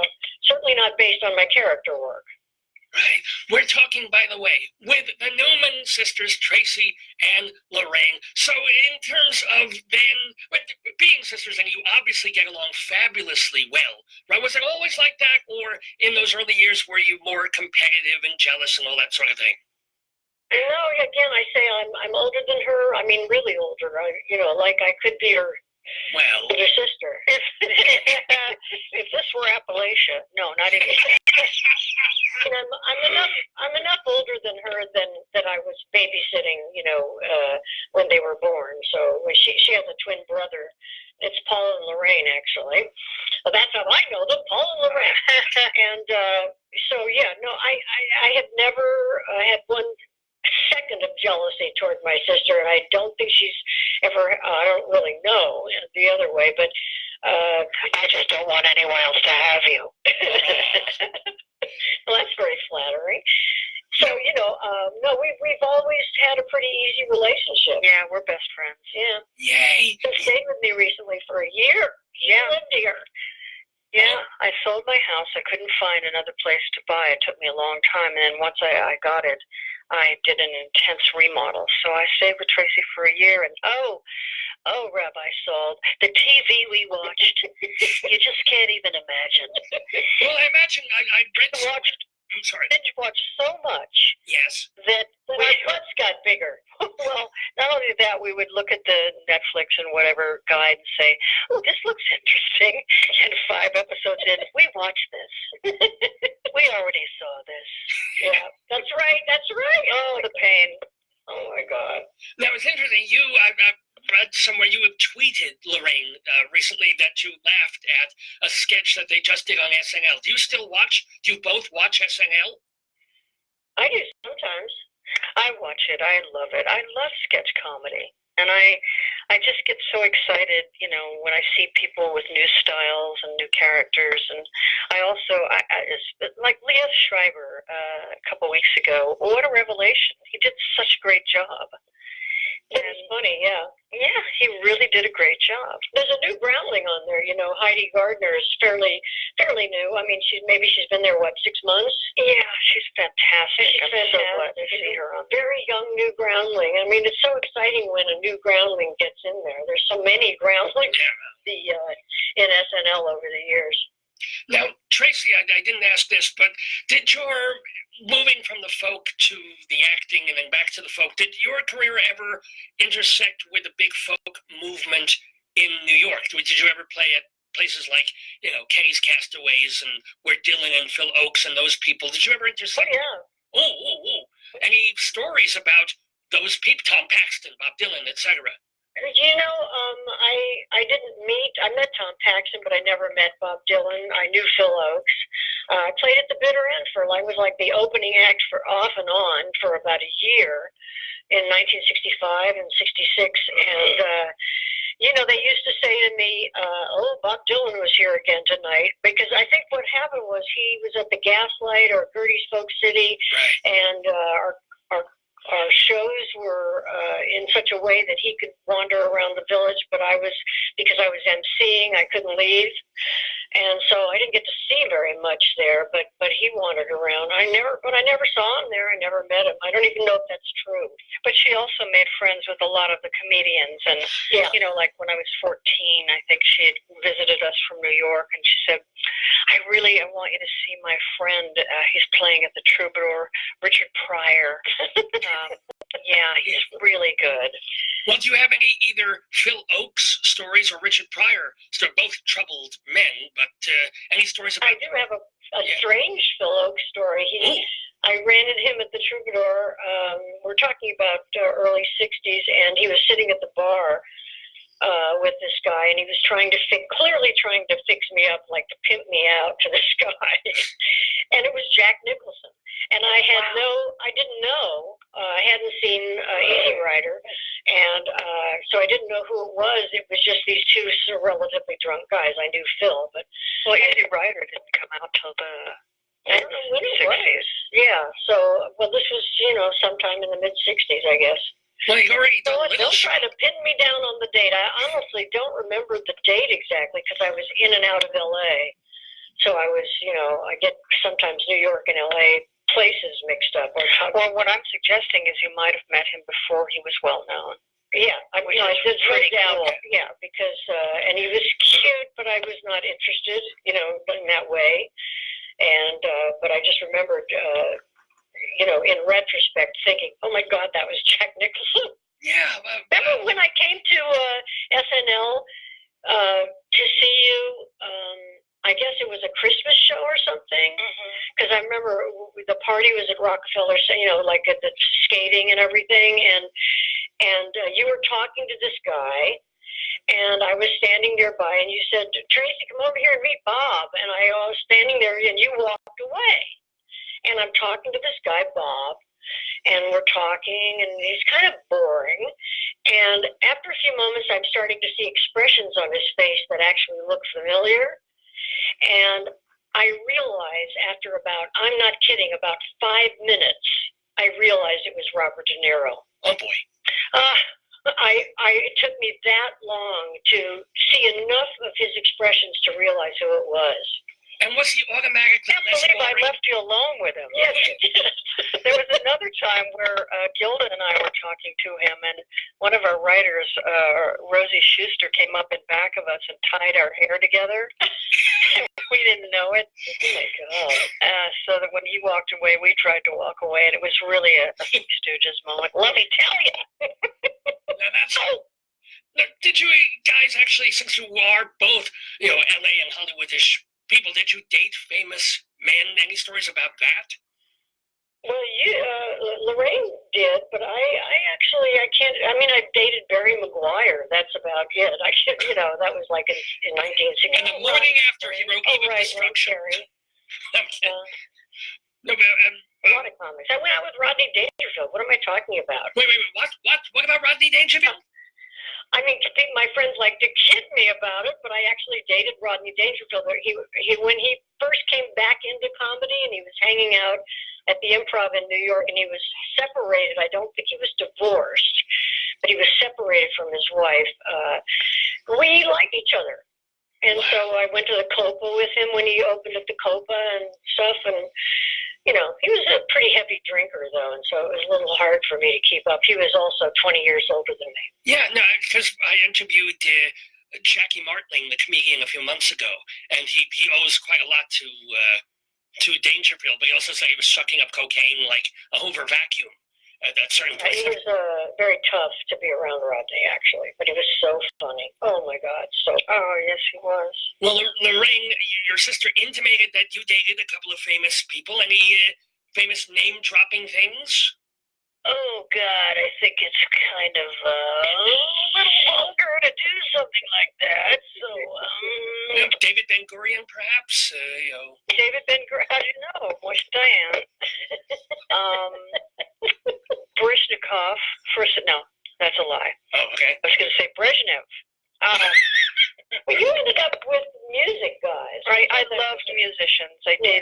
Warren Zevon. Oh my gosh. Gold. Had a 3-year relationship with Mark Mothersbaugh from Devo. We are still friends. Oh. Offhand, that's why. Well, what is it about, women love musicians, and then unfortunately they also love drummers especially. What is it about women and musicians? I couldn't tell you. But I didn't like them. I liked comics. That's so funny that I was in the music business at the time and I liked comics. And Laraine liked musicians. No, it happens. It's a really interesting question, and I don't know how to answer it. I don't either. Well, do you have any, Laraine, do you have any Zevon stories? Because we actually had Crystal Zevon on this program many years ago when she wrote the biography of her, of her husband, or ex-husband, and late husband. She had some Zevon stories. Do you? Well, the one I would be willing to tell is I took him to the first Pee Wee Herman show when it was at the Groundlings, and we used references from that, if we were out to dinner and something, and he says, I want to be a clean plate ranger, and stuff like that. I think we saw Raging Bull together, and we're so traumatized that we went all over town looking for sweets, and everything was closed. But that's the only stories I can tell. Oh, no, fair enough. I don't want to make this embarrassing or anything, but people are enamored of celebrity, and we like to know what they're like and stories that we haven't heard before. I loved Warren. I loved him. He was so funny, so incredibly funny, and very romantic. And I think it's the thing that people don't know about a lot of musicians, how funny they are. Yeah, there's some of them are so funny, and people think of them as because they're serious on stage a lot of the time, or they're playing, dark songs that they're not funny, but they're really funny. Warren told me once that his mother's Mormon and his father's Jewish, and he told me that his dad came up to him one day when he was a little kid. And he said, "Hey, Pope of Rome, did you know you're a Jew?" And the way he imitated it was really funny. Now, speaking of imitations and funny voices and things like that, Laraine, what you've been doing most of the past few years is a lot of voice work, as you mentioned, on cartoons and things. How many distinct character voices do you have? Because there are some actors, there's like Eugene Merman, you always know it's him, but you have a whole range of character types. Wow. A distinct character. I don't think that I've ever done any what one would call iconic characters. Well, on SNL you did. Well, I'm referring to voiceover. But thank you, dear. Thank you. I'm what they call utility. Although I am on a series now, it's Dorothy and the Wizard of Oz, and I am the Wicked Witch, and that show's doing really well. What voices did you do on The Trouble with Ginger? Or was that Best Told by Ginger? I was the mother, Lois Foutley, but I also did a lot of kids. Did boys and teenage boys. I love your kids' voices. Oh, thank you. I just used her kid's voice on one of my CDs. Let's talk about that CD. Oh, yes. My most recent children's CD is called Shoebox Town, and she and I did a song called I'm Not Small, which was written by my friend Marsha Berman. And, I don't remember why I thought of it to do this, but I do the first verse kind of normal, and then she comes in as a kid on the second verse. I love it so much. It's pretty cute. You have it, actually. Do you ever play stuff? Would you be playing this? I don't know. We're going to play about 30 seconds or 29 seconds of it, because if I play 31 seconds, we run into all sorts of copyright trouble. Wow. I mean, even though you can verbally... I want you to be able to hear her voice in it. So, it's the second verse. She starts in the second verse. So 30 seconds, I don't know if that'll do it. But, people can run out and buy it. There you go. And they can get it by going to tracynewman.com. But that's one way. Yeah. What's another way? Unfortunately, we're in the middle of, I have a new company. It's called Run Along Home. And if you go to runalonghome.com, runalonghome.com, if you go there, you will find currently there's only 2 CDs on there, and it's the beginning of a series. Anyway, so and you look for "I'm Not Small," and you'll hear Laraine doing her little kid voice on there, and it's the cutest thing. Hey, by the way, Tracy, did you forget that you dated Ricky Jay? Oh, really long right? That's true. Wow, Ricky, the card guy. You know who that is, Rabbi Sol, don't you? He throws cards into watermelons, and he has the history of freak shows and things like that. Yeah, Ricky Jay. We went together for about a year and a half, and I learned a lot of card manipulations, and I went on the Carson show doing cards. That's right. That was Johnny in 1974. Look up Tracy Newman, Johnny Carson, and you'll see it on YouTube. Wow. So what was it like doing the Carson show, the Tonight Show? It was so exciting, Saul. I don't even know. It's like there are certain things that have happened to me in show business where I was transported into another, and I'm sure it's happened to Laraine quite a bit more than me, but transported into another, like, mental state, And being on the Tonight Show, I was not nervous at all. We did a gag where I was pulled out of the audience, like I was a shill. And I did this sketch with him, and then he brought me out on the panel, and we talked like for 10 minutes. And I looked at it later, and I thought, I actually did that? I didn't remember doing it. That happens. So transported. Yeah, you go in. And what about for you? Were there moments, either on Saturday Night Live or elsewhere, where you're just in such a zone that you're doing it, but the second you're done, it's almost like amnesia. And then you look back and, oh my God, I did that. Well, actually the SNL 40th anniversary, being in the Californian sketch, something I had wanted to do so badly. And I suggested it to Lorne, never thinking that he would take it seriously.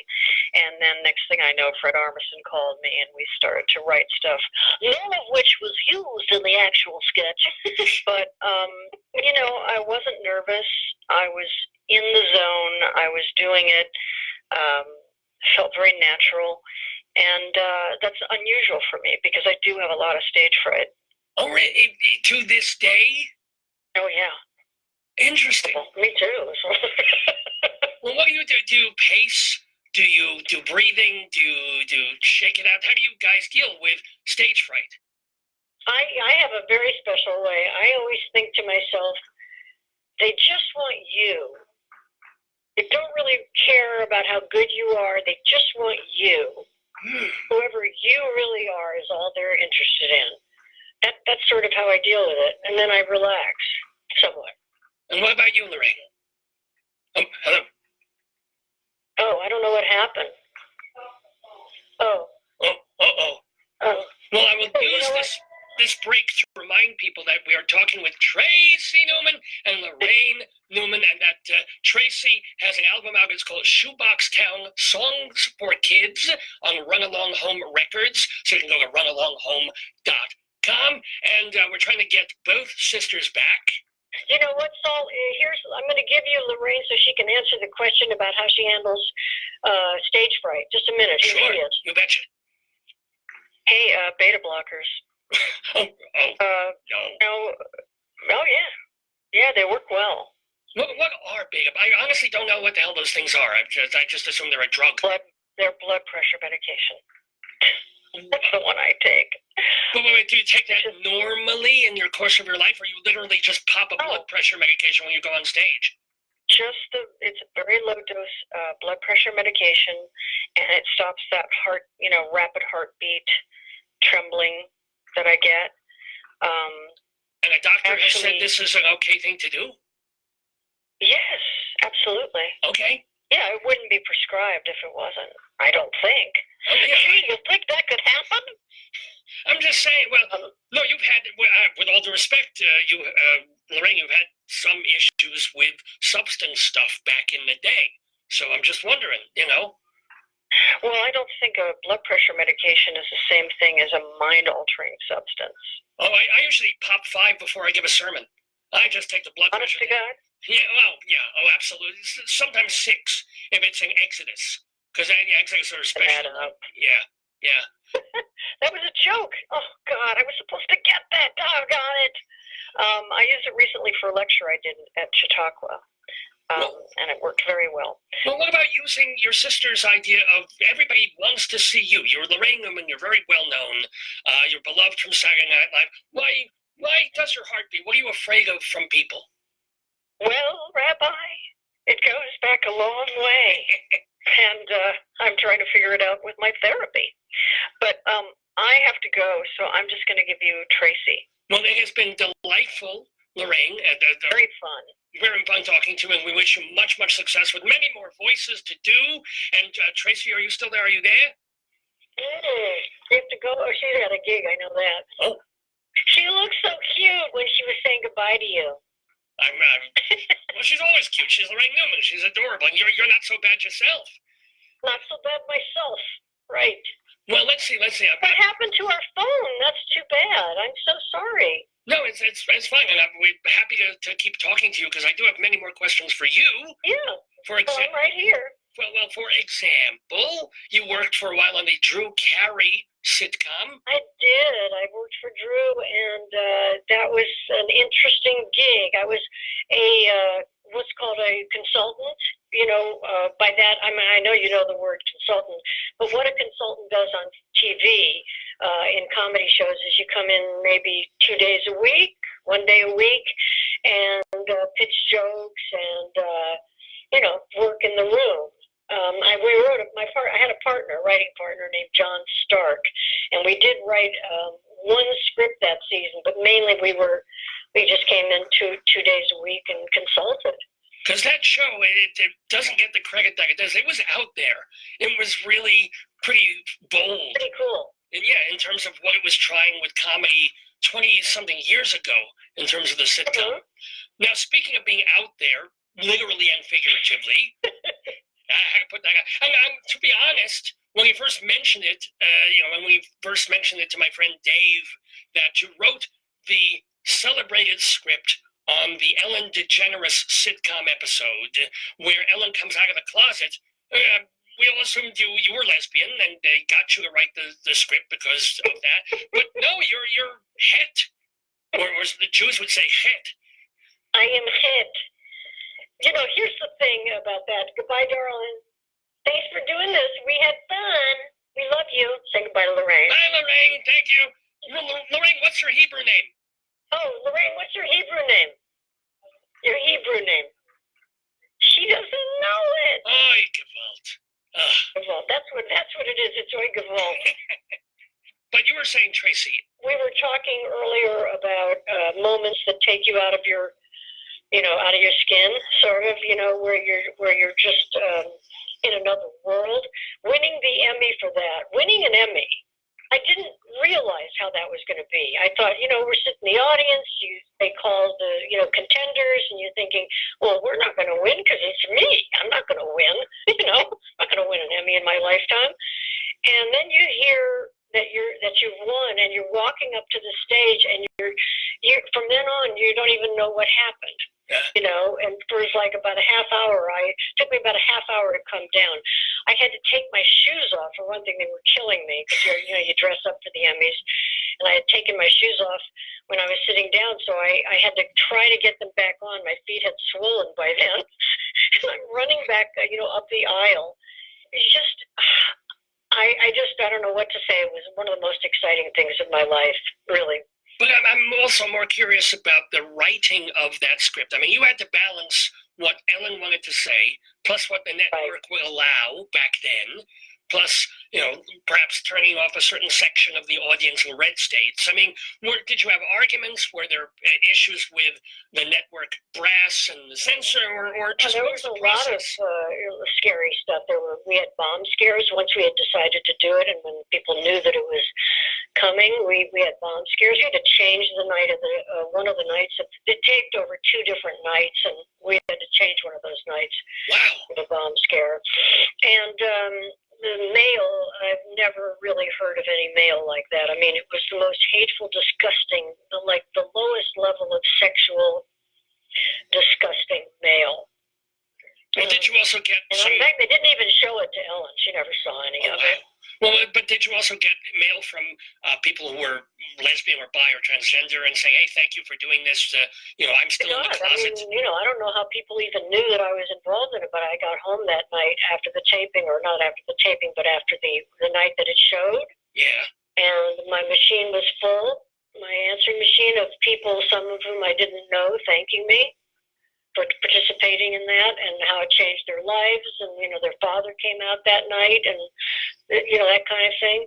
It was so life-changing for so many people. I think people look back on it now and they don't realize how important that particular thing was, because not only was it the star of the show, but it was a woman, which meant that the word lesbian was going to be bandied about on network television, which, they didn't even want us to use that word on the show. Wow. And it just was a remarkable time. And when, you asked me, you just assumed that I was gay because I had written that. And the thing is, my partner and I are not gay.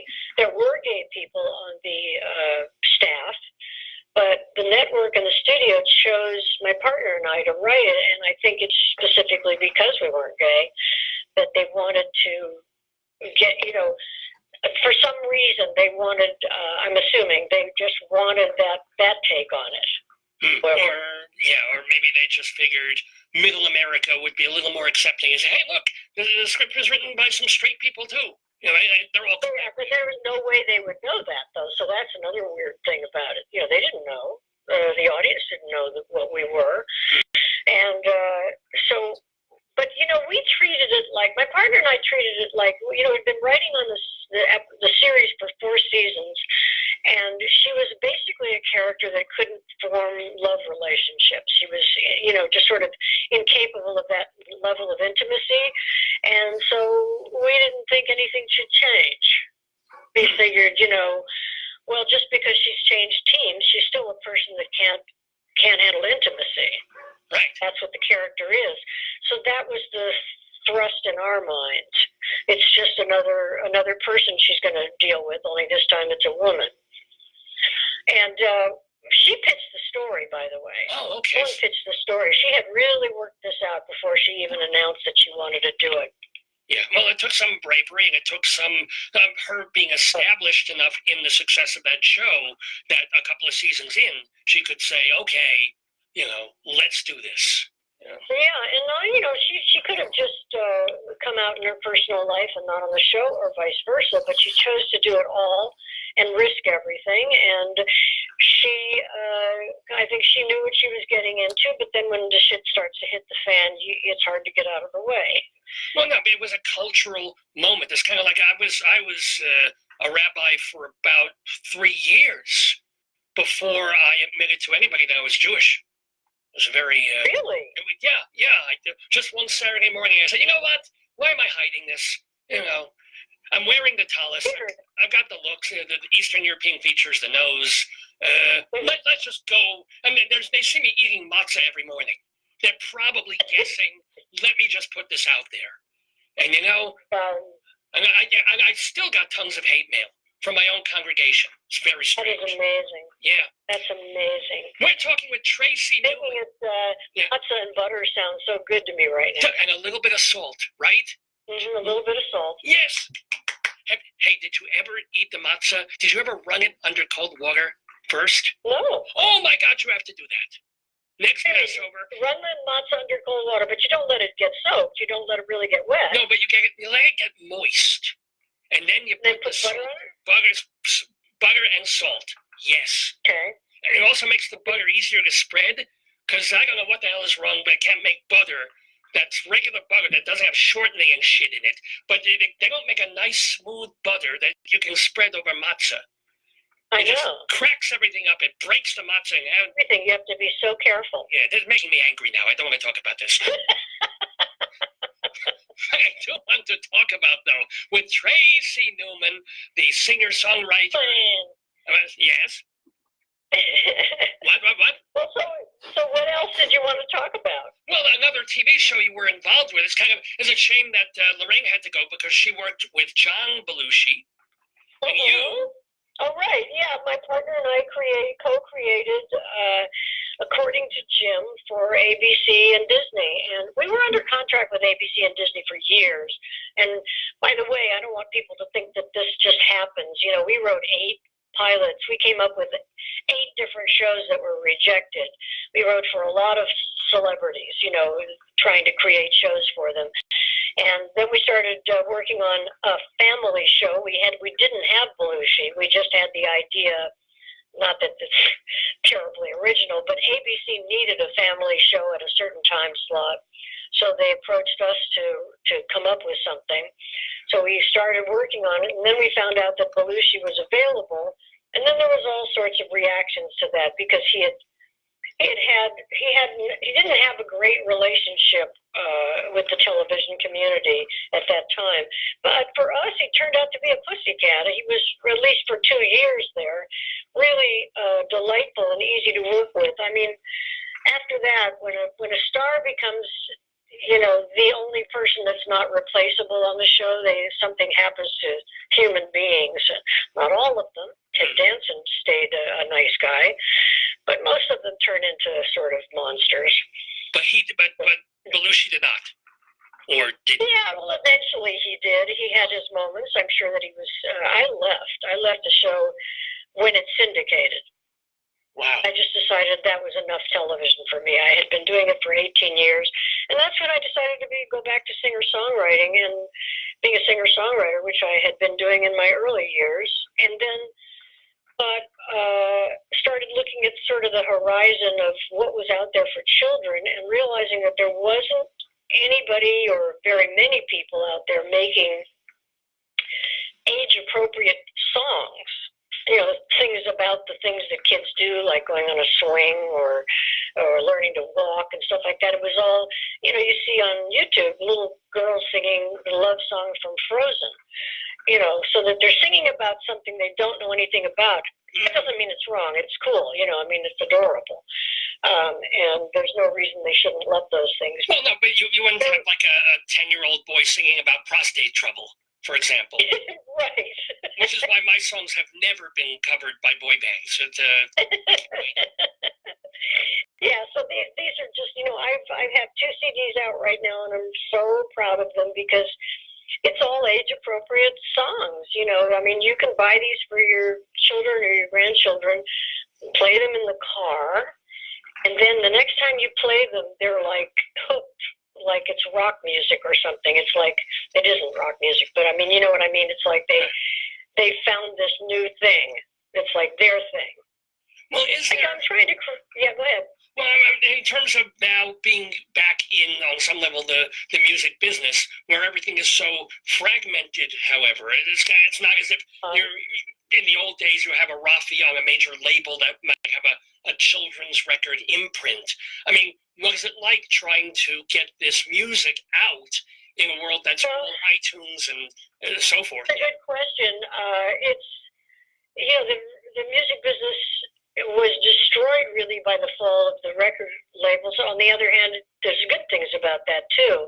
I mean, there's unlimited opportunity, but it's so fragmented. To actually make money is, you know, unless you're a big star, is very difficult with music, and it gets stolen, and, you know, it's just really hard. Today, it's so funny we're talking about this because I got my first check for these kids' things.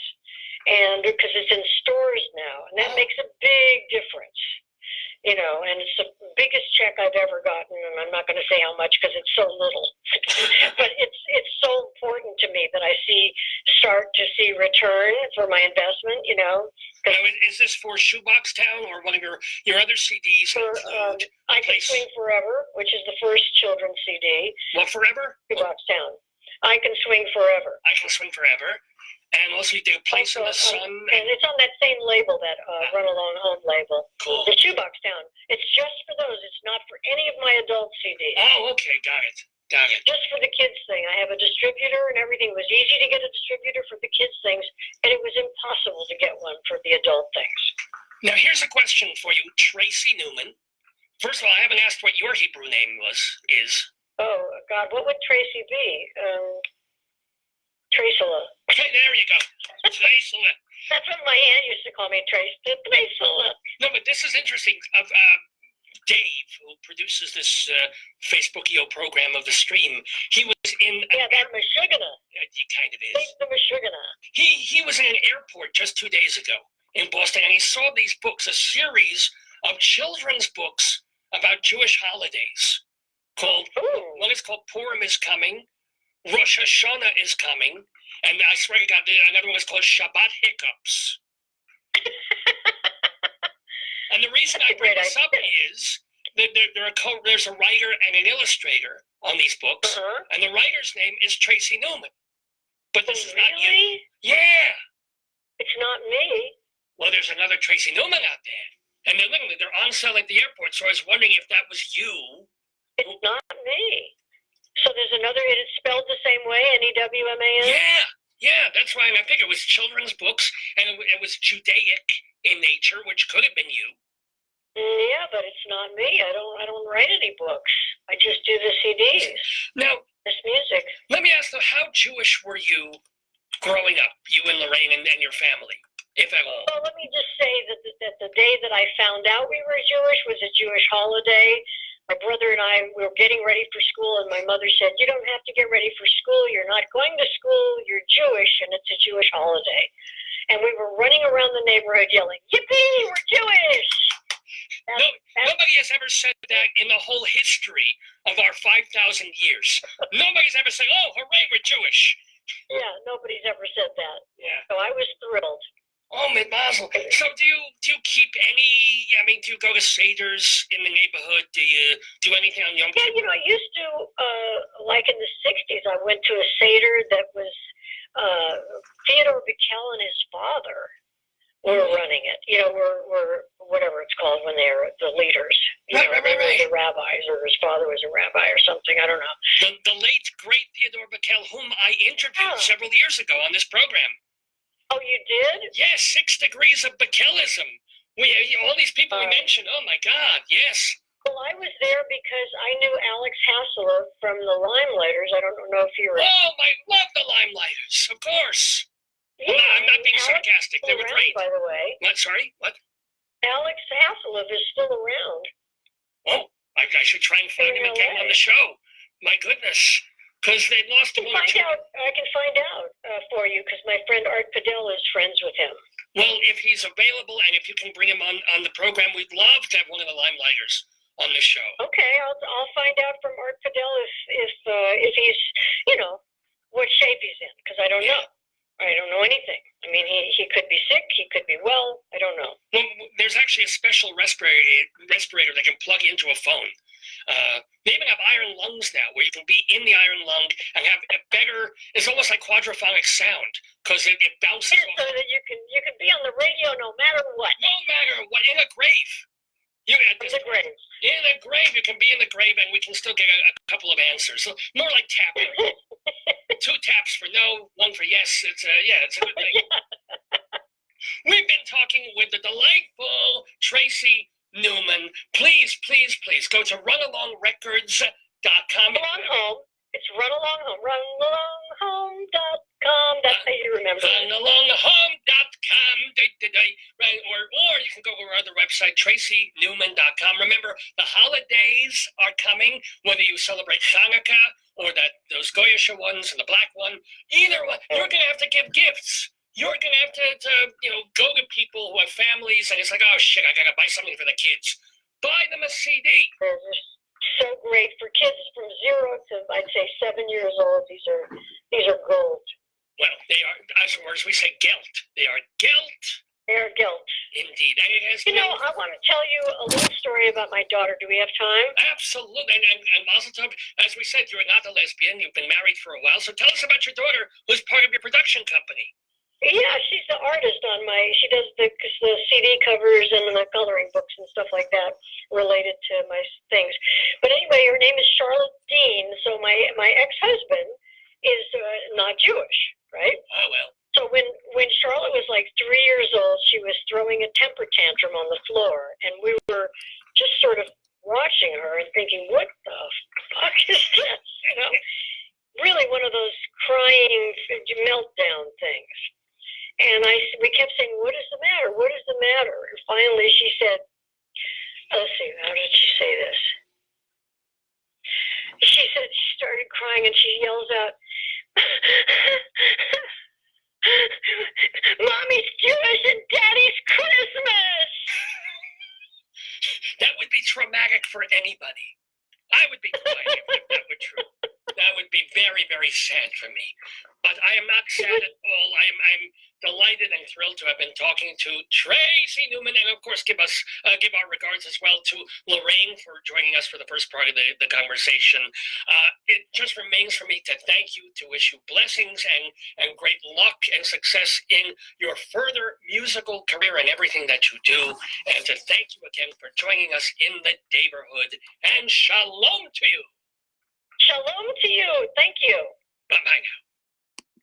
And a big shalom and hello and welcome back to all of you here in the Daverhood on the Dave's Gone By Facebook program of the stream. Rabbi Sol Solomon there talking to the Newman sisters. Very, very happy to have all of them on this program. It's 6 minutes after 11 Mountain Time here in Greeley, Colorado on the Dave's Gone By Facebook program of the stream. It's our 675th episode. We've been calling it Saturday Morning Live. It is still Saturday morning here in Colorado, and we still have so much more to do on the show. We've got a Saturday segue of songs in the news. We have, we did Greeley Crimes Old Times, but we've also got our Colorado Limerick of the Damned, and we even have a new My Sick Mind segment. We haven't done one of those in a long time, but I've drummed up a couple of really horrible jokes for you, so you're going to want to hear those. But before we get to that, speaking of horrible and sick and disgusting,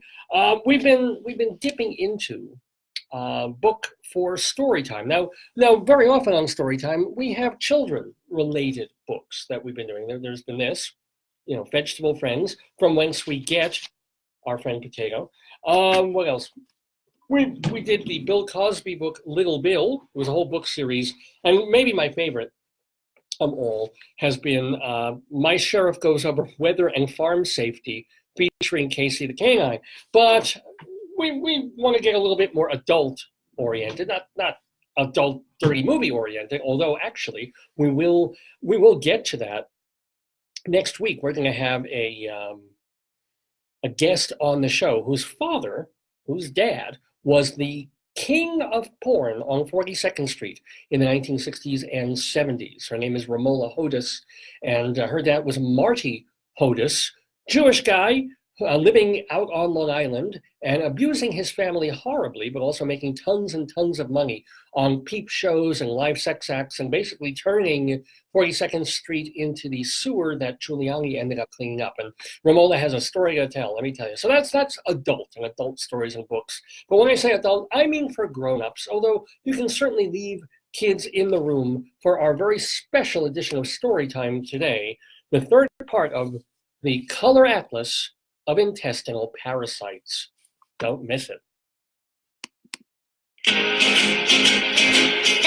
me a story, tell me a story, tell me a story. Remember what you said. You promised me, you said you would. You gotta give in, so I'll be good. Tell me a story, then I'll go to bed.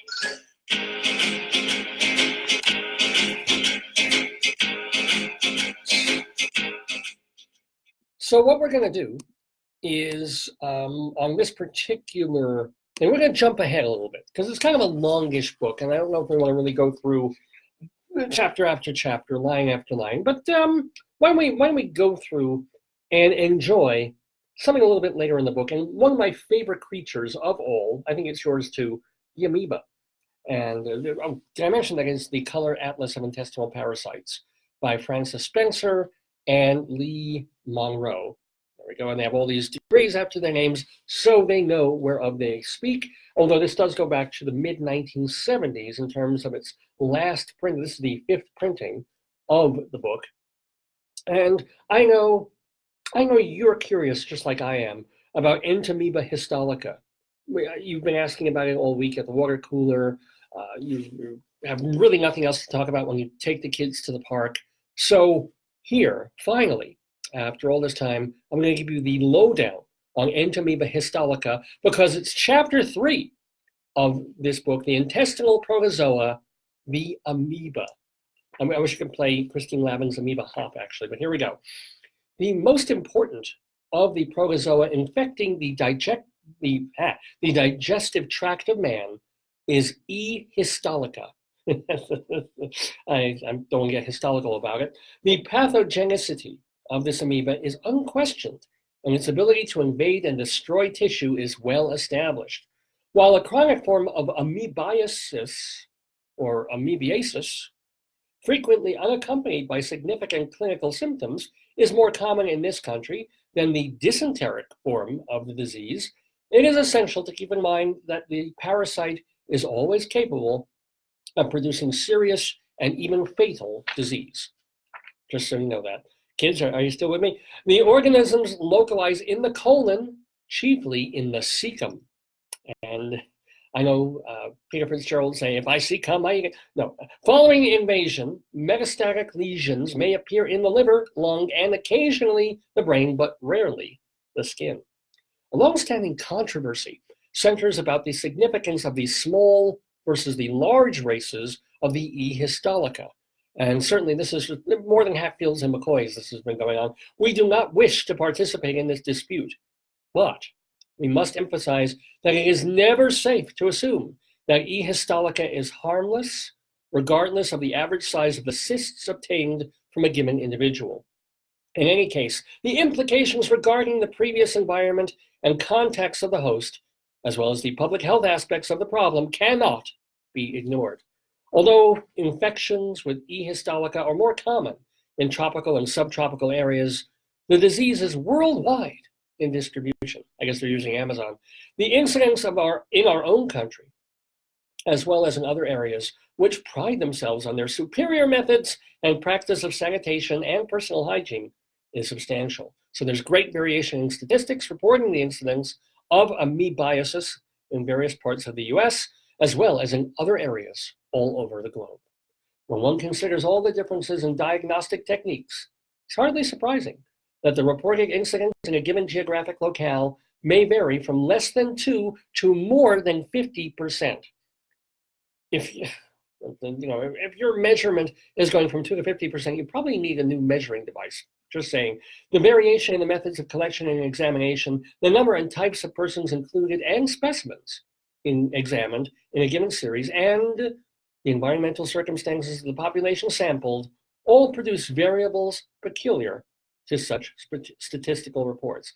It's probable, and remember this, kids, it's probable that the relatively high incidence reported by expert parasitologists in numerous surveys is a much more accurate reflection of the true frequency of amoebiasis than are the impressions gained by physicians in private practice from the small number of cases discovered in their own clinical laboratories. Now, so I know kids like to hear stories of monsters and dragons and dystopian future societies, but kids, isn't this more fun? Isn't it? Aren't you just getting such more of a kick out of the color atlas of intestinal parasites? Let's go a little bit more before I fall asleep myself. Lefkowitz and Faust, back in 1942, pointed out that less than half the cases of E. histolica infection will be discovered if a single stool is examined, even though saline and iodine amounts, zinc sulfate concentration, and the iron hematoxylin stain are employed in the examination. So if you're in, say, Home Depot or in IKEA, and you examine a stool, it doesn't matter really what you put onto it. Maybe there's fabric on it. You might have to remove the fabric to try the stain. But one stool there could not be enough. You might need a love seat or an entire sofa to get a proper diagnosis. If only saline and iodine amounts are examined, less than 20% will be found. And by the way, I am not overemphasizing this. They actually have an exclamation point in the book, in a scientific book. But if all techniques, including the iron hematoxylin stain, are utilized, approximately 80% of the infections will be uncovered by the examination of not one, not two, but 3 stools. and more than 90% if 6 stool specimens are examined. So I think we know what this means, folks. It means you gotta start compiling these things a couple of days before and brew a lot of coffee and a lot of vegetables, probably kale. A lot of kale and Mexican food will get you out there. What else can I tell you? Let's skip through the book a little bit. Because I do want to get to the photographs. Here's some pretty photographs to you. I'll show this. Let's throw this up on the screen here. Aren't they cute? And they look like little olives. That looks like a turtle. It's like a Rorschach for really sick people. That looks like like something on a Cartoon Network or an ET sort of creature. Sort of a vagina, or as Stan Reisler's mom would say, a knish. What else? Hard to tell with some of these. What are some of these things? Well, just so you know, Entamoeba coli, this is figure 7 of what you were seeing, trophozoite. It's the nuclear structure with coarse chromatin materials, and a very eccentrically placed karyosome is typical, as is the presence of large food vacuoles and ingested bacteria in the cytoplasm. Iron hematoxylin stain. So this is kind of an eccentric little figure. Number 7 is a little bit crazy, a little bit, you don't know what he's going to do on a Sunday morning. He might get the newspaper with an open robe and no underwear on. So you probably want to avoid the more eccentric Entamoeba coli. Let's try some other. These are some more parasites. They're a little more uniform, as we can see. So basically like eggs or zygotic things right there. Let's take a look at one of these, shall we? We shall. The immature cyst of Entamoeba coli contains a single active nucleus and a large irregular vacuole occupying most of the cyst. It's often impossible to distinguish such very young cysts from those of E. histolica, and the differential diagnostics must be made from more mature cysts present on the same slide. And that was, by the way, I know you were questioning, but that was also an iron hematoxylin stain. Just FYI. It's funny. On today's Dave's Gone By, we've gone from sisters to cysts. Let's go all the way to the back of the book and find something, God help us, interesting. And just when you thought that this was just going to bog down in scientific jargon and boring lingo and nothing remotely interesting to the layperson, oh, folks, I give you Chapter 5. The title is Confusing Objects Found in Feces. Now we're talking. The commonest mistake of the inadequately trained technician is the erroneous identification of some object in the stool as an intestinal parasite. To avoid these errors, it is of paramount importance that the technician be imbued with the idea that rigid morphologic criteria must govern identification of an organism. When he finds an object that is apparently a parasitic structure but does not conform exactly with authoritative descriptions, diagrams, or photomicrographs, chances are he's mistaken, or she. An all-inclusive term for these confusing objects has not yet been devised. The word artifact has been applied to the entire group. Let's move down to actual confusing objects found in feces. Objects mistaken for protozoa. Surprisingly enough, polymorphonuclear leukocyte is probably the most commonly misinterpreted structure found in the feces. This ubiquitous cell can readily masquerade as a protozoan cyst or a trophozoite.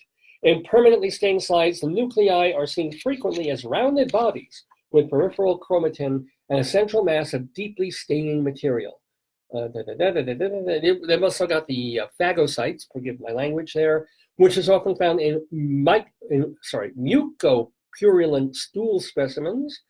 Those can be confused with a trophozoite of Entamoeba histolica. I think we talked about that before. Coprozoic protozoans may rarely be encountered in contaminated or improperly preserved stool specimens. Folks, I can't stress this enough. If you're going to have your stool specimens, store them properly. Maybe find your mom's old jewelry box in a heat-controlled and temperature-sensitive place.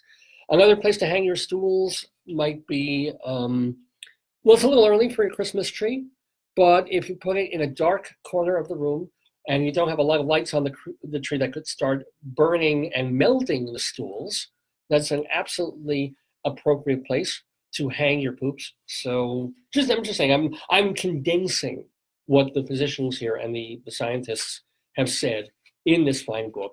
And let's close it out. Let's finish up the end here of the Color Atlas of Intestinal Parasites. Spurious parasites are probably the most difficult to detect, but should be considered whenever the technician encounters any form that is not commonly a parasite of man. As in the case of the Lancet fluke, the Lancet fluke, Dicrosoelium dendriticum, where eggs in the feces are found as a result of ingestion of infected liver, spurious parasitism can be excluded by repeated examination of the feces while the diet is controlled. Certainly, before a new parasite is suspected, such a test should be performed. Sorospermium heckerlii, Sorospermium heckeli, an unclassified object found in the muscle of crayfish, can probably be classified as a pseudoparasite because of its suspiciously organic structure. The form is occasionally found in the stool after the patient has ingested crayfish and could cause confusion with some of the larger helminth eggs, notably that of the Schistosoma hematobium.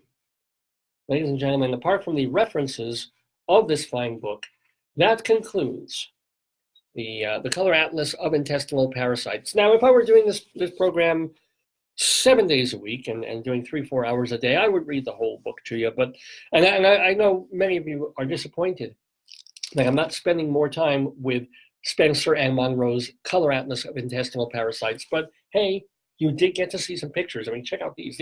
These are in color, man. Check that. Ooh, 3D. Whoa. Ooh. Ooh, yeah. How's that, huh? I think we're done. Anyway, it's Dave's Gone By. It's 20 after 11, Mountain Time here in the Daverhood. We're doing the 675th edition of the Dave's Gone By Facebookio program. We've been calling it Saturday Morning Live because, it's still Saturday morning here. I'm Dave Lefkowitz, been doing this program since 2002, and we still have our Saturday Segue of Songs in the News. We still have our My Sick Mind segment to get through. But before then, we're pretty high level here, right? Because we've been talking about science and intestinal parasites and microbiology. Let's stay high level, but more in a literary and a literature sort of way, because every week we do a Colorado Limerick of the damned. You're the poetry man. A limerick is a comic verse of 5 lines, in which lines 1, 2, and 5 will end with words that rhyme. And likewise, verses 3 and 4 also end with words that rhyme. So this is a limerick.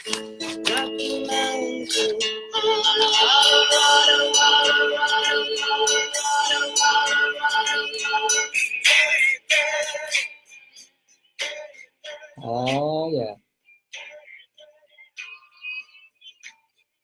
So it's our Colorado Limerick of the Damned. We try and do this every week because I've been writing a short poem, a 5-line limerick poem, for all the various towns and provinces and cities in this fine state of Colorado. But of course, because they're limericks, they tend to be pithy and disgusting and sick and crazy. So if the children are still awake after story time, you might want to move them out of the room for just a moment or two as we get to our Colorado Limerick of the Damned for this week. And we spin the globe, or in this case, the potato that's representing the globe, and we come to Craig, Colorado. Yes, there's a place in Colorado called Craig. It is a small city of under 10,000 people in northwest Colorado, founded about 110 years ago. Before all that, what's really the only interesting thing about Craig is all the stuff that was there thousands of years before it was actually settled, because you had a lot of Native American stuff, including petroglyphs, which are rock writings. There's even a cowboy museum of Northwest Colorado, and that's located in or near Craig. According to the Chamber of Commerce, Craig is, quote, the elk hunting capital of the world. Not just of Colorado, not just of the United States, the elk hunting capital of the world. Well, in honor of that, we've got a Colorado Limerick of the Damned for Craig, Colorado this week. One morning, a fellow from Craig found scabies all over his leg. He spent all day long inspecting his dong and checking his foreskin for smeg. Yes, ladies and gentlemen, that is our Colorado Limerick of the Damned for this Saturday, December 1st, 2018, here in the neighborhood on the Dave's Gone By Facebookio program of the stream. Remember to send me your comments, suggestions, and other ideas. davesgoneby@aol.com, or right here on Facebook, Radio Dave Lefkowitz is the Facebook page, Radio Dave Lefkowitz. Let me just bring out something I might need a little bit later. Oh no, not that. Not that. Where's my other, where'd all my sound machines go? Oh well, I guess I can use this. Oh, there it is. All right, stop that. Okay, here we go. So much more difficult when my wife Joyce isn't here to prepare the first part of the program. But yeah, Joyce has been with me since the very first show and before. We've had wonderful friends in the neighborhood. Like today, we called the show Saturday Morning Live because Tracy Newman and her sister Laraine Newman were on the program earlier. And now we call them Friends of the Neighborhood. They are people who have gone on the show and will keep tabs. If Tracy releases a new album, if Laraine is doing something else on TV or is voicing another cartoon, we'll try and let you know when and where that's happening. We do that for the hundreds of guests who've appeared on Dave's Gone By over the years. We call that segment the Friends of the Neighborhood, and we like to start it off with a little bit of classical music just to keep the tone high.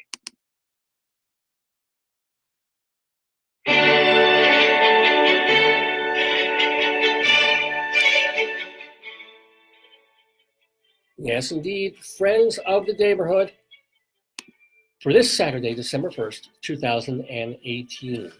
Got to start with something sad, actually.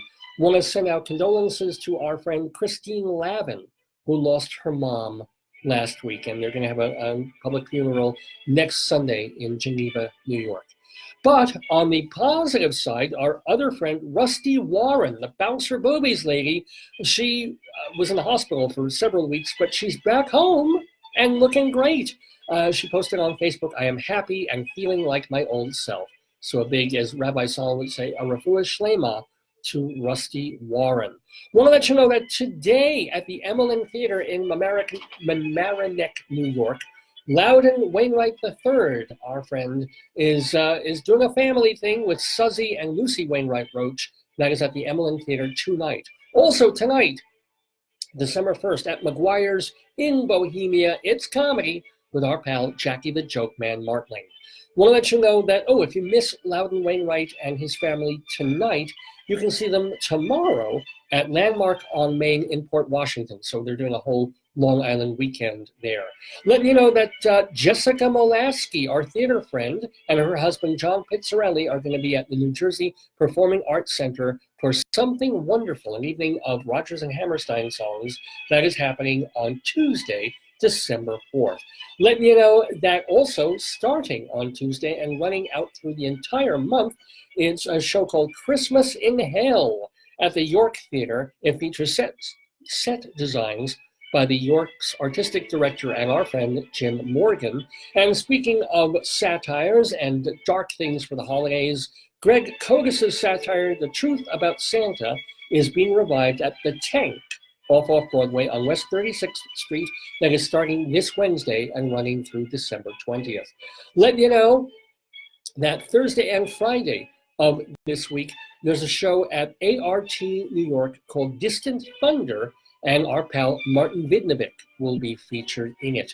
Penny Arcade, the legendary avant-garde performer, she is doing her show, The Fag Hag and Her Friends, in the Summer of Love. That is at the Baruch Performing Arts Center on Lexington Avenue, December 6th through the 8th only. Happening on the 7th, on Friday, PS Classics, the record label, is releasing a new studio cast of Cole Porter's Something for the Boys. Among the voices on it, our friend Danny Burston.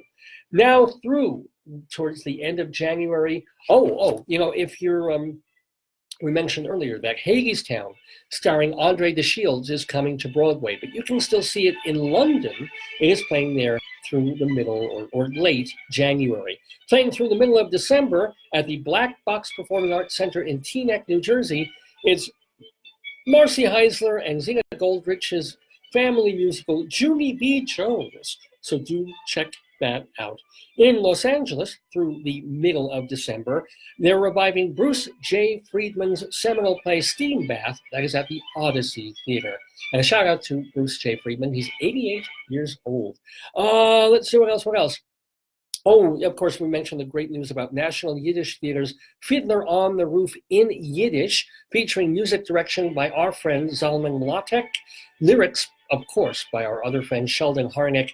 It's going to be playing through the end of the year, off Broadway-ish, but then it makes an off-Broadway move to Stage 42 in February. Now, through the end of the year, and we mentioned this, you have just until December 30th to catch Summer, the Donna Summer musical, on Broadway at the Lunt-Fontanne Theater, featuring our friend LaChanze.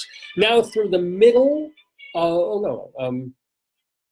still in an open run. Catch Beautiful, the Carole King musical, that is at the Sondheim Theater, features a book by Douglas McGrath. School of Rock, we mentioned, playing through mid-January. That's got lyrics by Glenn Slater. And then The Band's Visit, marvelous musical with a score by David Yazbek. That is at the Barrymore Theater. Come From Away by Irene Sankoff and David Hein. That's playing at the Gerald Schoenfeld Theater. Not only that, but they just opened a sit-down version, or I guess you could say it's part of a national tour, of Come From Away in Los Angeles, and that's getting really great reviews out there. So congratulations to Irene and David on that. Daniel Breaker is still playing Aaron Burr in Hamilton at the Richard Rogers Theater. Jim Caruso's cast party happens every Monday night at Birdland. Want to let you know that there's a show, a comedy on Fox Network called The Cool Kids. It's about seniors who are a bit wild and crazy. And it features two of our friends, Leslie Jordan and Vicki Lawrence. It's been picked up for a full first season. They ordered a few episodes and people liked it, so they ordered a bunch more. And now they're waiting to hear whether they'll get season 2, but it's The Cool Kids, Friday nights on Fox.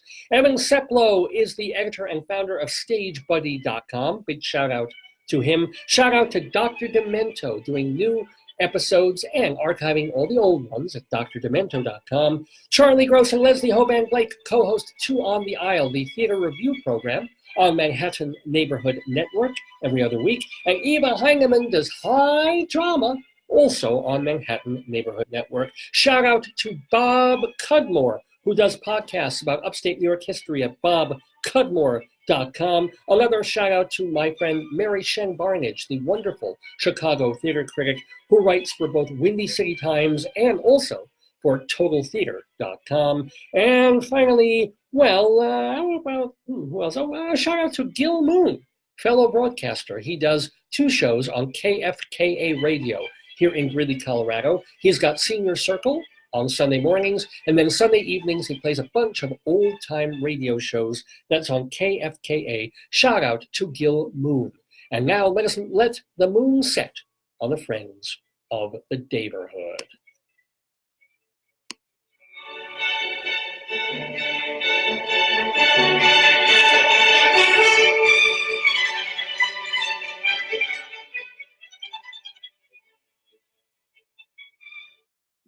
All right, well, it is 11:34 in the morning, Mountain Time, here on this Saturday, December 1st, 2018. We're here with the 675th episode of Dave's Gone By with me, Dave Lefkowitz. I really want to thank so many of you for tuning in, for writing in, for giving me your thoughts and your ideas. I hope not to push too many of you away, but I got to do this because it's time for my sick mind. And what this is most of my show, I would say, is G-rated, about 98% of it. And then we throw in some dirty words here and there or some kind of silly or sick ideas. But every once in a while, I can't resist when something will happen in the news and everybody else is going, oh, or this is sad, or ooh, too soon. I'm out there going, no, right now, today, immediately, must do. And we're going to do that today with this segment called My Sick Mind. And yes, the subject of a handful of absolutely inappropriate, tasteless, bad timing jokes is going to be the 41st president of the United States, George Herbert Walker Bush, who passed away yesterday. Thank you for doing that, George, because you give us a subject for My Sick Mind. My sick, my sick, my sick, my sick, my sick mind.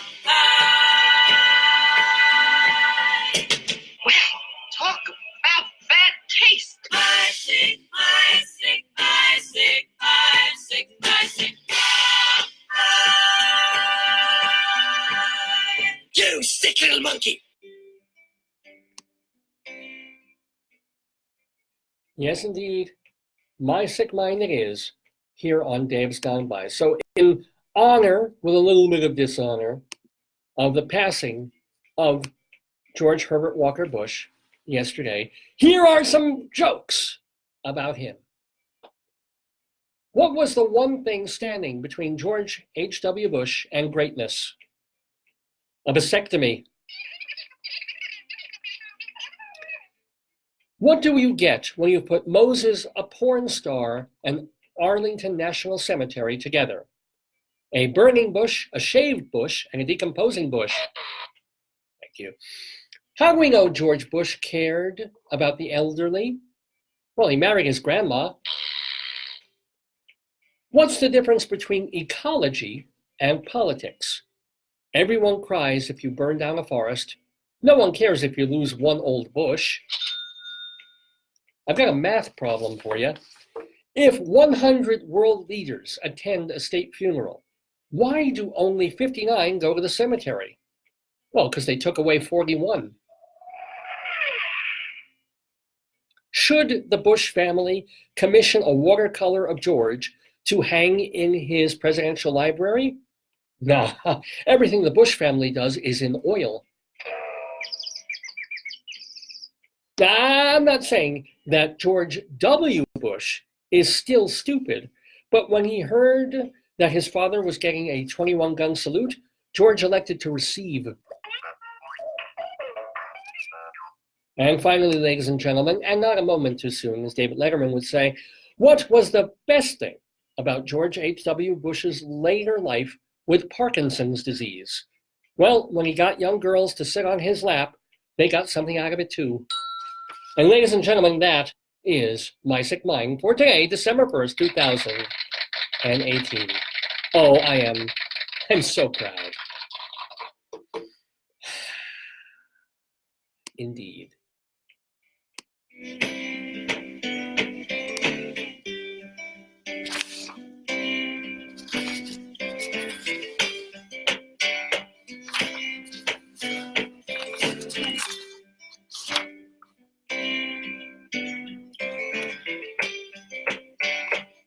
Okay, well, we still have one more segment to get to on this episode of the Dave's Gone By Facebookio program of The Stream with me, Dave Lefkowitz, because we've done so much today and, giving a shout out to all the fine people who've helped with this show. There's one more segment that we've been doing for many, many years. We've had to change it around just a little bit because back in the day before we were doing Facebook and or when we had no problem posting some of our shows on YouTube, we could play entire songs. Now we have to be very careful because of copyright things and blocking of this and that we can play only portions of songs, which makes it a little harder for you in this segment of Saturday Segue songs in the news, because we can play just a smidgen of the tune, and then you've got to figure out, What is the tune and why is Dave playing it? That is our Saturday segue of Songs in the News.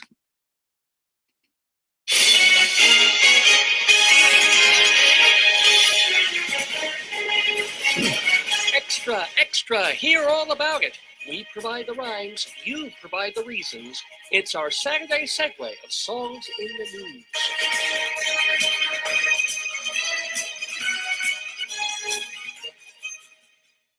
So here's but the ethos, the idea behind Songs in the News hasn't changed.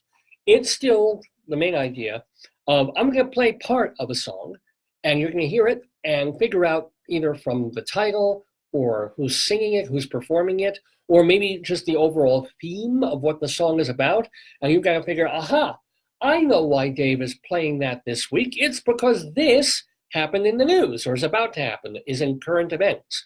That's the game. That's the idea behind it. So if you're ready, well, whether you're ready or not, I've got to get the show going. So I'm going to start playing a bit of a song, and you got to figure out, why is Dave playing this particular number?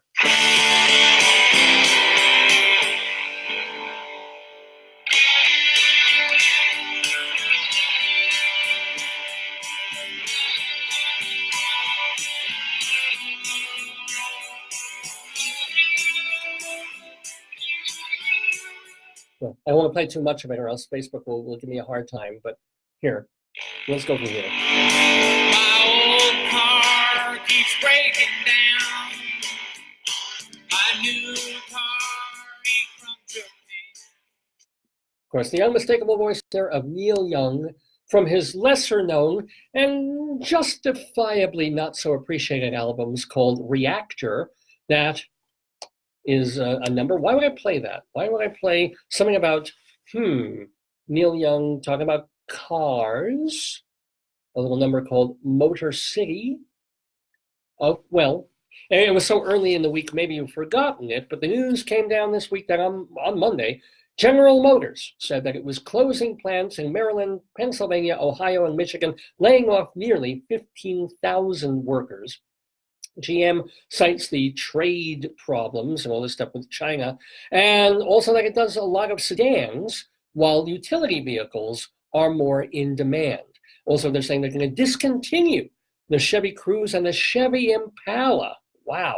And of course, Donald Trump, who one of his big promises as becoming president and in the run-up to being president was saying we're going to keep jobs in America. We're going to keep the factories from closing down or going to Mexico or Indonesia or wherever the hell and make it attractive for companies to stay here. And GM got, of course, a fucking bailout not that long ago. So, Trump is just saying, how dare they? And he's looking into penalties. I mean, it's so like years ago, GM and Chrysler and Dodge and all of them could have been working on electric cars, right? Who killed the electric car? They did, purposefully, because they're in it without OPEC and they need it for the oil and they need things to stay the way they are. When all these years, 25 years now, they could have made cars by now that run on battery. They could have made cars that ran on helium, or no, if that's a little dangerous, because they could have made cars that run on water, or dirty water, or dung, or pee, or dirt, right? If they really put their scientists behind it, their laboratories behind it. They could have also made cars that, okay, still used oil, still used gasoline, but instead of getting 20, 25, 30 miles to the gallon, could have gotten 150, 200 miles to the gallon, just broken down the compounds, find some genius scientists to do that, instead of coming through the 1970s oil crisis with Jimmy Carter and all that, speaking of ex-presidents, and then realizing during the Reagan years, the me decade, making cars bigger again, and SUVs, and more gas guzzling, as opposed to streamlining them, narrowing them down, and giving you amazing mileage on highways and not so bad mileage in cities too. So I feel absolutely nothing but hatred and contempt for General Motors. And I think it's kind of horrible and kind of disgusting. And I feel bad for those 15,000 workers, but hey, with the proliferation of solar energy going on across America. Hopefully they'll find jobs doing that. Or, hey, come to Colorado. Our populace here voted for fracking from well within 2,500 feet of schools and businesses and homes and hospitals. So, I've got a little extra room in my office right here. There's room for a fracking well. Come on, guys, bring it right here. Anyway, that's why we played Neil Young doing Motor City from his Reactor album. What else are we playing on this Saturday segue of songs in the news? Let's start this one up. And this is actually from a friend of the Daverhood. She was on the show about a decade ago. Very talented songstress, has been on Broadway. So here's a number from her album, It's Time.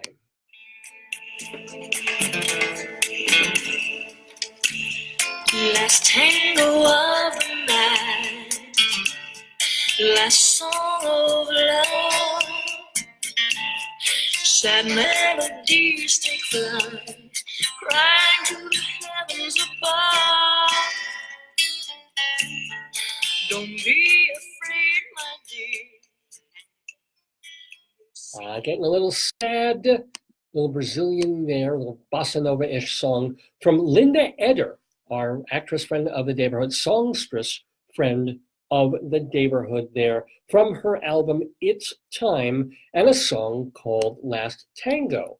Last Tango, why would we be playing Last Tango on today's Saturday Segue? Well, yeah, the guy who directed Last Tango in Paris, that controversial, we were talking about adult movies and X-rated films, that was an X-rated art film going back to the 1970s, featuring Marlon Brando and Maria Schneider, directed by Bernardo Bertolucci, Oscar-winning director, though not for that film. He died this past Monday at the age of 77. Born in Parma, Italy in 1941 to artistic parents, he was already winning awards for his writing by his late teens. And then in his early 20s, he gravitated toward films. His first one was co-written with his friend Pier Paolo Pasolini. It was called The Grim Reaper. And then the movie that really put him on the map called Before the Revolution, which was kind of important in that it presaged all the student unrest in Paris and America that would happen 4 or 5 years later. But he did that film, and then The Conformist, followed by, 1972 saw Last Tango in Paris, which was really controversial at the time because of language, because of the nudity, and because it was a pretty graphic depiction of sex. And then, of course, years later, sort of really before even the Me Too movement, Maria Schneider said that she was extremely uncomfortable in those scenes, and Brando, being the method actor that he was, kind of getting into it in character to the point where she really felt physically violated and molested and almost raped. So it became even more controversial 30 years after Last Tango in Paris was released as a movie than it was back in its day. Back then it was just because they're dealing with fairly graphically with sex in an art film. But that was not the end, in fact, for Bertolucci. He came a cropper in 1976 with his epic movie. Nowadays, it would have been easy for him. He could have just chopped it up into 58-minute bits and done it on Netflix, and it would have been even more watchable. But back then, 1900, he had terrible fights with distributors and trying to take the 6-hour movie and chop it into 4 hours and so forth. De Niro was in it, Donald Sutherland, and Gerard Depardieu. I've never been able to see it or sit through it. I guess somebody should put out the director's cut Blu-ray and do an all-night screening of 1900. But boy, oh boy, his fortunes turned around a decade later in 1987 when he directed The Last Emperor. It won 9 Oscars, including Best Picture. So yeah, he won a Best Picture Oscar, did Bernardo Bertolucci.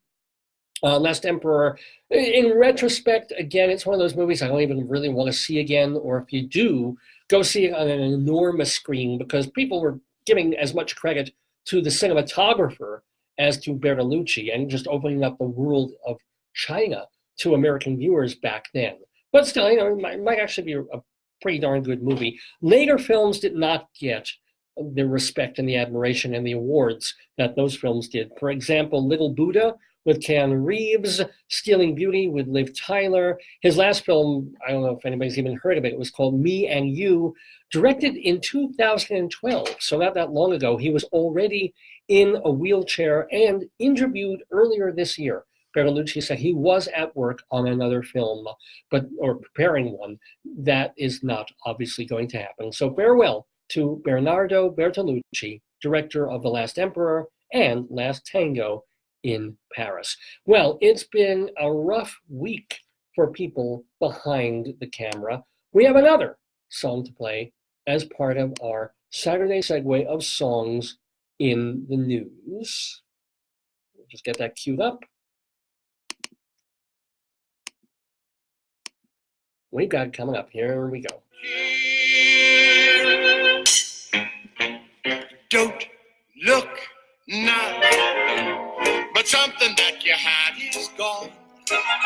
It's something you depend upon. Don't look now. Take a bow. Someone made a fool A bit of John Lithgow there on Broadway in the 2002 Broadway cast of a show called The Sweet Smell of Success. Did you even remember that they made a musical of that? But anyway, they did, and John Lithgow was in there, as well as, I'm thinking Norbert Leo Butz was also in that show. But that's not why we're playing it. Notice what the name of the song is, and the first line that Lithgow sang, Don't Look Now. Don't Look Now. It's also the name of a movie. The name of a very well-respected and apparently quite creepy horror film featuring Donald Sutherland and Julie Christie.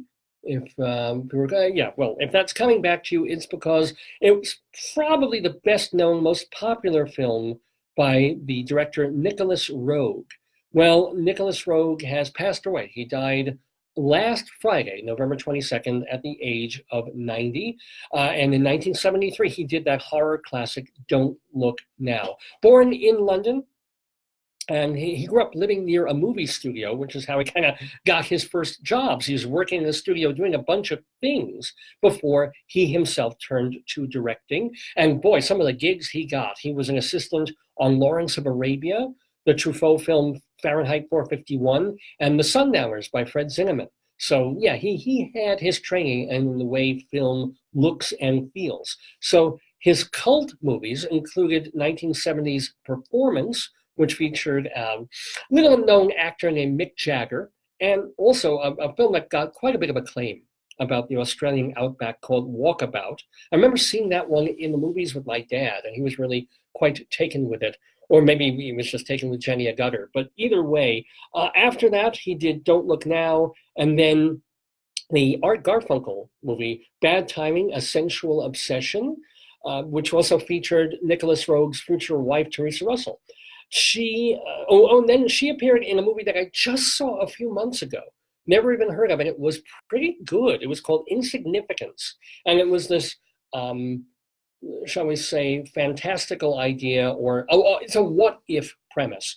What if Marilyn Monroe, Albert Einstein, Joe DiMaggio, and Joseph McCarthy's people, all their lives intersected in a particular night or two?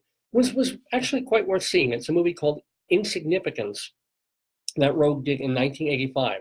He also directed the Jim Henson film The Witches, which was a critical favorite but a box office flop. And his last films came and went. They're also films you won't even know were there. Though he did do, I know I saw this, I don't remember a minute of it, but forgetting Coppola's Apocalypse Now, there was a TV production of Joseph Conrad's Heart of Darkness that featured Tim Roth and our aforementioned John Malkovich playing the Kurtz role. Gosh, I guess I should see that again, but Roeg directed that. Anyway, a farewell to 90-year-old Nicholas Roeg, who died a little over a week ago. And so two film directors that we lost in fairly close proximity.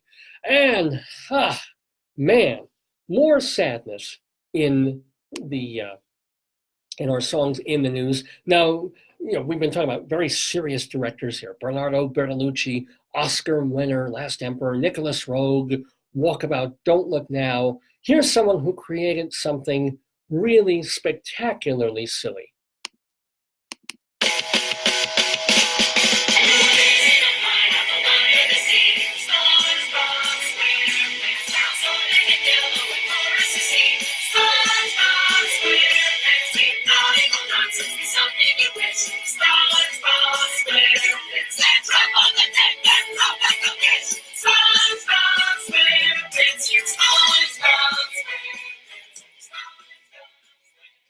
From the 2017 Broadway cast of a show that I unfortunately did not get to see, but I've heard should have been a hit.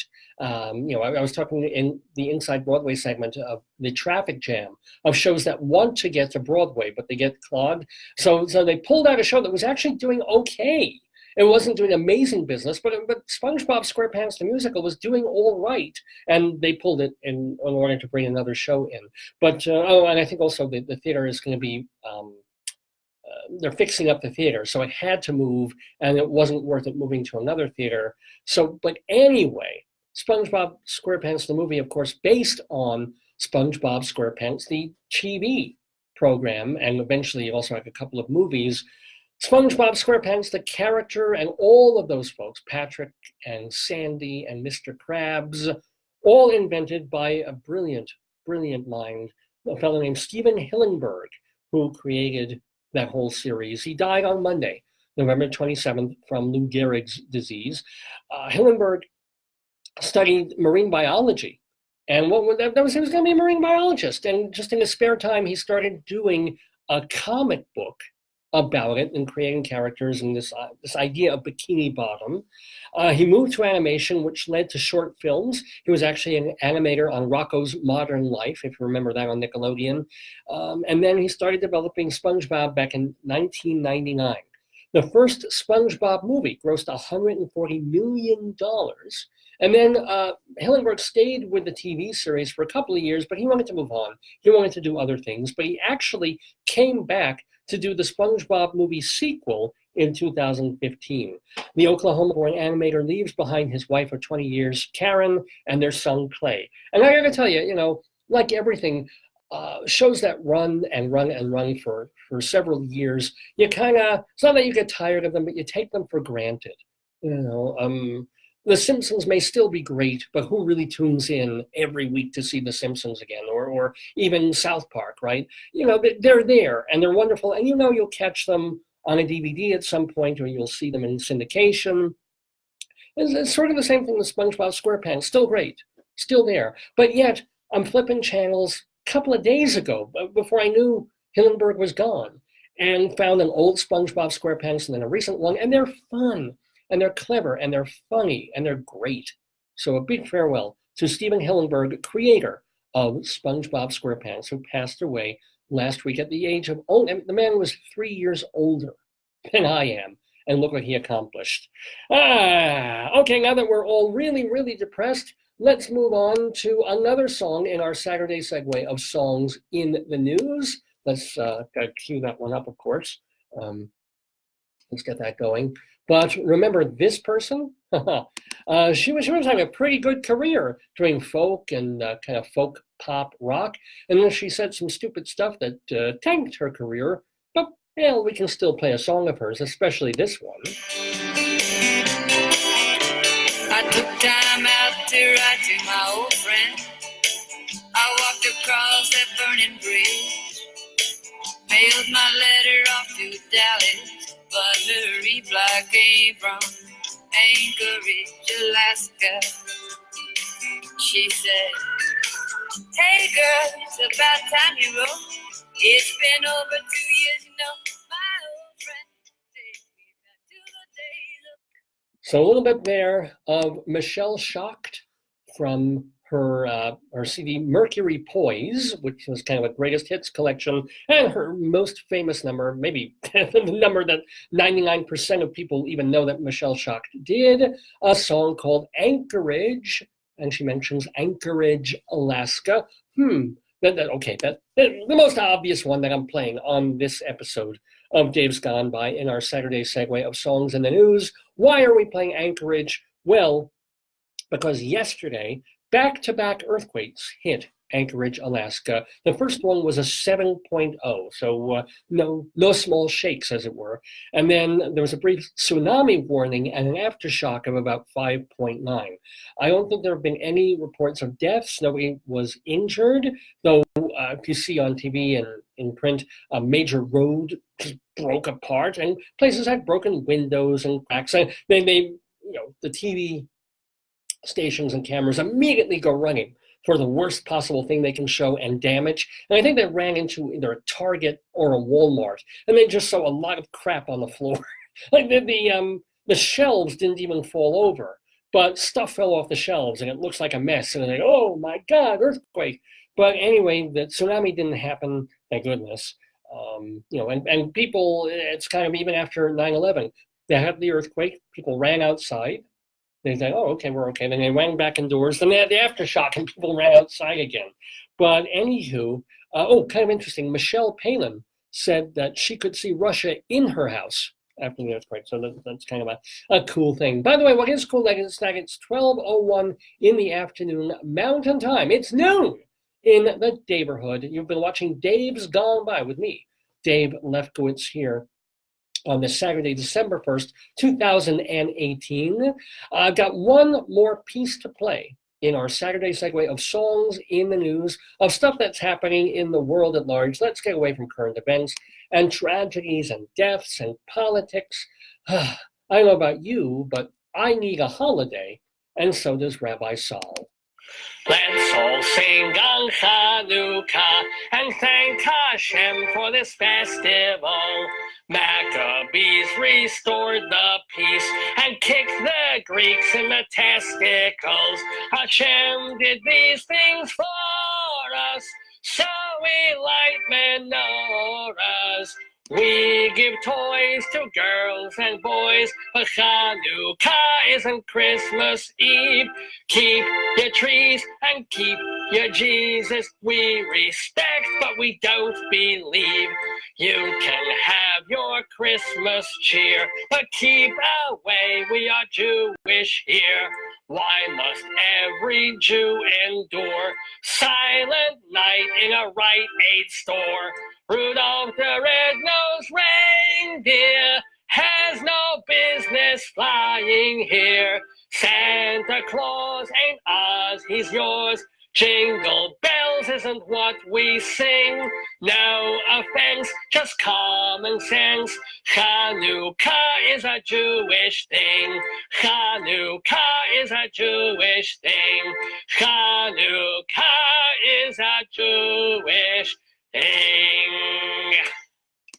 Rabbi Sol Solomon there again one more time with an old hit of his, Miles Surus. And yeah, you can probably guess why we played that one, because starting tomorrow night, Sunday night, December 2nd, the Jewish happy holiday of Hanukkah begins for 8 crazy days. And I guess it's 8 crazy nights, really, and maybe 9 days. I don't get the whole American versus Israeli thing. It just has to do with a lantern. Let's see if I can make an 8-thingy lantern for you. And we light candles on it. There's a shamash. Here's a shamash for you. It's a long middle one. And then you use that candle to light all the others, one more each and every day, to represent a lamp that burned in the great temple back in the day, when the Greeks and the Assyrians had taken over the temple and defiled it and spoiled it and put pork and pigs in there and crosses and what have you. And the Jews came back in and said, nope, it's ours, we want it, thank you, Maccabee family. Cleaned it up, and they found just enough sacred oil, a little drop that should have burned like an hour and a half, and instead it kept burning for 8 days, and that was the miracle of Hanukkah. And miraculously, it always tends to fall around the same time as Christmas and Kwanzaa. Who knows why? But anyway, happy Hanukkah to all of you, to all my Jewish friends and listeners. And speaking of Jews, thank you once again to Rabbi Sol Solomon for being with us in the Daverhood today, for more information about him, please go to his website, shalomdammit.com. Shalom, D-A-M-M-I-T, shalomdammit.com. That is the place to watch his live stage show that he did a few years ago off Broadway. It is also the place to watch his hilarious TV program that he did for Long Island Cable TV.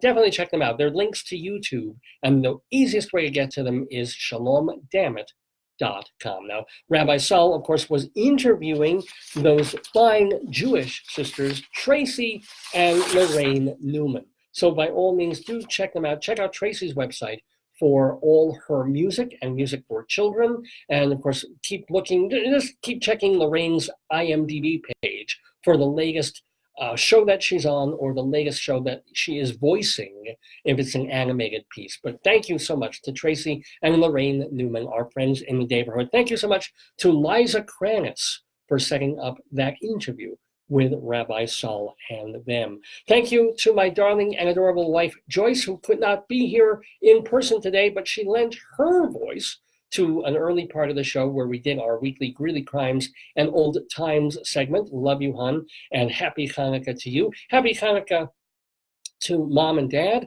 whom I hope to be seeing once again within the month, knock wood, getting to over to New York. And to all of you, happy holidays, happy December. I know we've been outside, we got a little snow here yesterday. People in New York are like, also it's cold and rainy and damp and snow and this. And we, because in our minds, the way the calendar is, we're thinking, it's not even winter yet.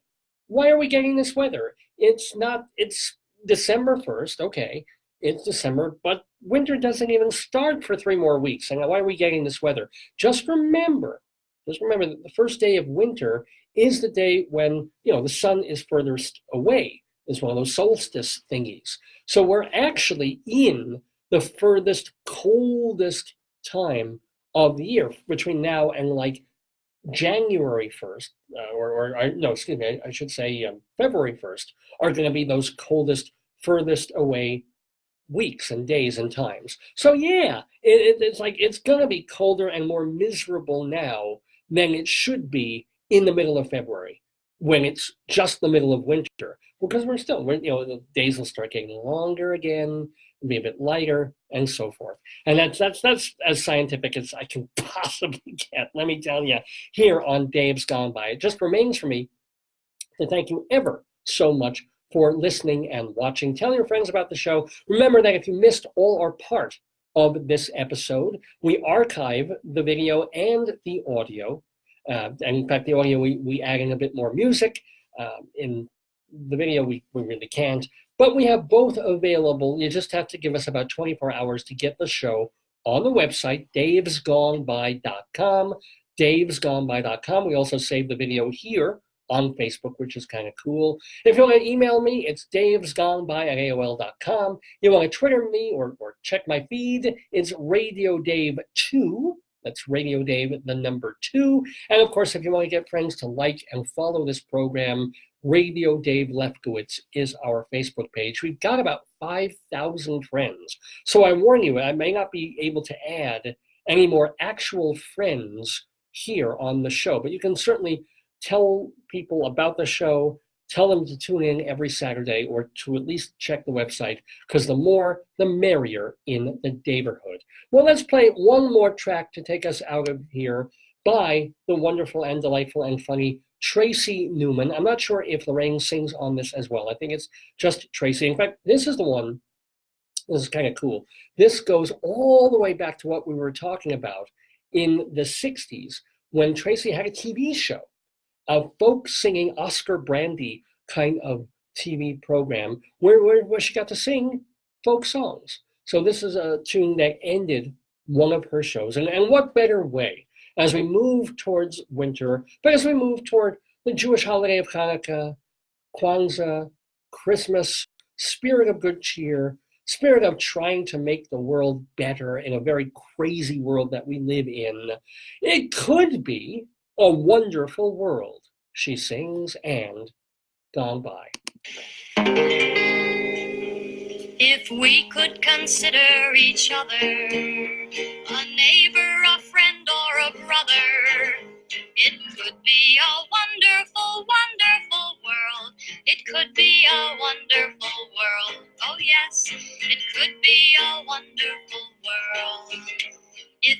little kid could have fresh milk each day, if each working man had enough time to play, if each homeless soul had a good place to stay, it could be a wonderful world. Oh yes, it could be a wonderful world.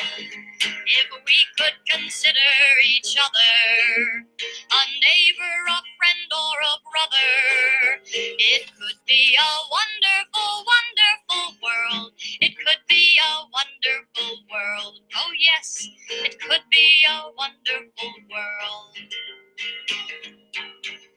If there were no poor and the rich were content, if strangers were welcome wherever they went, if everyone knew what true brotherhood meant, it could be a wonderful world. Oh yes, it could be a wonderful world. If we could consider each other a neighbor, a friend, or a brother, it could be a wonderful, wonderful world. It could be a wonderful world. Oh yes, it could be a wonderful world.